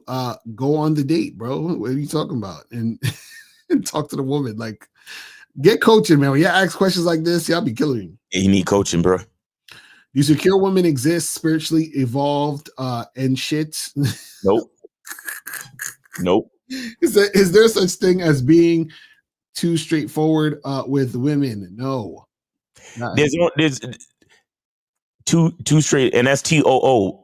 You're only too anything when the woman doesn't like you. Exactly. At what point do you use social awareness of noticing she could be shy or trying to play hard to get, to know when I guess she has high interest, or does that matter because you're looking for compliance? Well, this is the thing. When you guys ask this question, I always tell y'all, you'll know that she's being shy or nervous or whatever if you're that guy. If you're not that guy, it 99.999% means she's not interested. You understand what I'm saying? So it's like somebody saying, that's like me saying, hey, Bill Gates, how do I know if my multi-billion-dollar empire is going through such and such?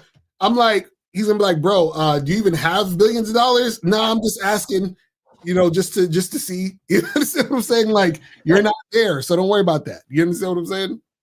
Don't worry about that. That just means she ain't feeling you. You said most guys who doesn't have the deep connection to himself, like nerds and IT freaks, for those are the rules good, but something for those who know what they are doing, they do it. I can't right now. It's too late. I can't. All right, last question.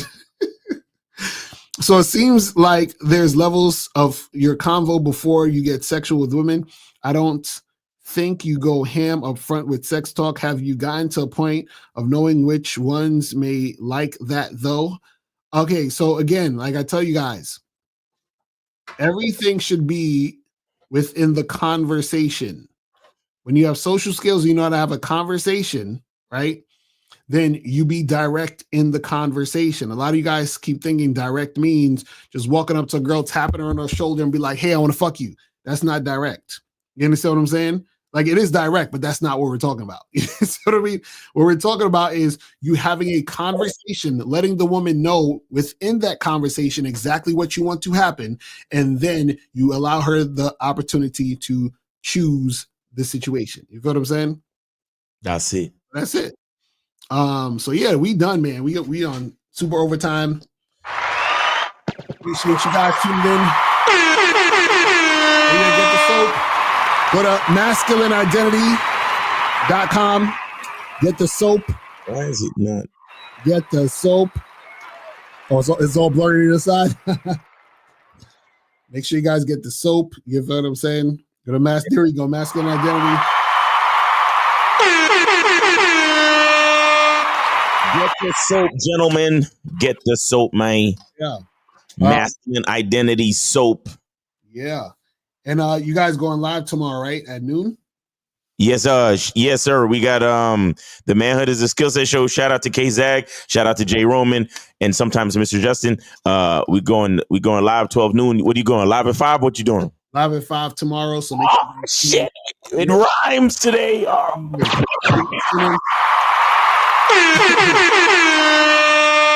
Locario is going live at 5. Make sure y'all check him out. Go ahead. And then also the Real Game No Theory show Sunday. So make sure you guys tune into that. Yes, sir. Shout out to Steve the Dean, Mr. 1950, K Zaggin, Locario, and myself, 12 noon Sunday. Make sure you guys tune in, man. It's always a great time, man. Shout out to those guys. And shout out to all the guys that came through and commented on Locario's Instagram post from when we was talking, when we was all reminiscing of what would happen when we was fucking a bitch and her boyfriend or husband would call. Yeah, right. Yeah, shout out to all you guys that was in your feelings. Right. And also remember, like April said, don't forget to spring forward Sunday. You got to change your clocks or some stupid shit. Oh, yeah. Yeah. Well, you know, I'm so glad the phones do it for us. Yeah. So if you have any joints in your house, make sure you change them. Oh, so that means we losing an hour. Yeah. So it's a spring forward. Yeah. So damn. So make sure you guys do that. All right. So yeah, guys, that's pretty much it, man. We appreciate y'all tuning in, and we will holler at y'all later. Remember, the truth is inside you. We out. Peace. I can take the dick off the table based upon my standard. You aren't gonna get hold of this dick if you ain't being the woman I need you to be. You need to realize that you need to cook, clean. You got to understand that you're not the only woman. And if you can accept that, that's fine. That's just the beginning, because you got to work hard for me, because I work hard for me. So that means if you get with me, it's not going to be easy street, because I need to be satisfied, because it ain't no happy wife, happy life bullshit. It's happy Steve, happy Steve. Being strong with self, understanding who you are, is the biggest defense to bitch ass weak men. And there's no excuses for the men not to be strong. But see, there's so many forces, and then so many men are embracing weakness. I can't stand weak men. Like, I don't like to talk to them. It's hard for me to talk to these losers. I've always been a winner at the winner's table. You know, I believe it's a sin to impregnate a woman who can't raise a child, you know, or impregnate a woman who's not fit to be a mother. And I think we have a responsibility in what we see today in these weak ass little feminine boys. I can't tell another man what to do, but I can't dress feminine. I can't wear nail polish. It's just something that I can't do. Why? Because if I'm walking down the street and somebody's having trouble with a flat tire, I want them to feel that they can come to me and ask me, hey man, could you help me out with this? Because those are the type of things that a man will help out with. So I need to look like a man so they can know where to come for help. Yeah, it is such a thing as toxic masculinity in the minds of bitch ass motherfuckers. Talk about masculinity, assertiveness, authenticity, transparency. How can a guy who's straight up and honest with what he does be toxic? If the media can train you to think something bad about it, you hear the word and you want to instantly have a certain reaction. You stop thinking, you start feeling. And when people learn to think and feel and not think through their feelings, that's when they can evaluate a person holistically. And they can say, is this toxic masculinity, or did I just hear something I didn't like? And why did I not like it? And they only let me go within myself to see why. I don't never look at no motherfucker and say, oh, that's a toxic masculine motherfucker. I never ever had. I didn't even know that was an invented concept from a weak motherfucker that was like, I'm just tired of this motherfucker trying to tell me what to do and bully you over me with this bullshit. What's going to make you successful is just understanding who you are and getting your mind right and being happy with who you are. That is the thing that's going to really make you successful. Because after you get all the toys, after you get all these things going on, you've had sex with all the women you want to have sex with, you traveled all the places, you're still going to be you and you're going to always come back to you.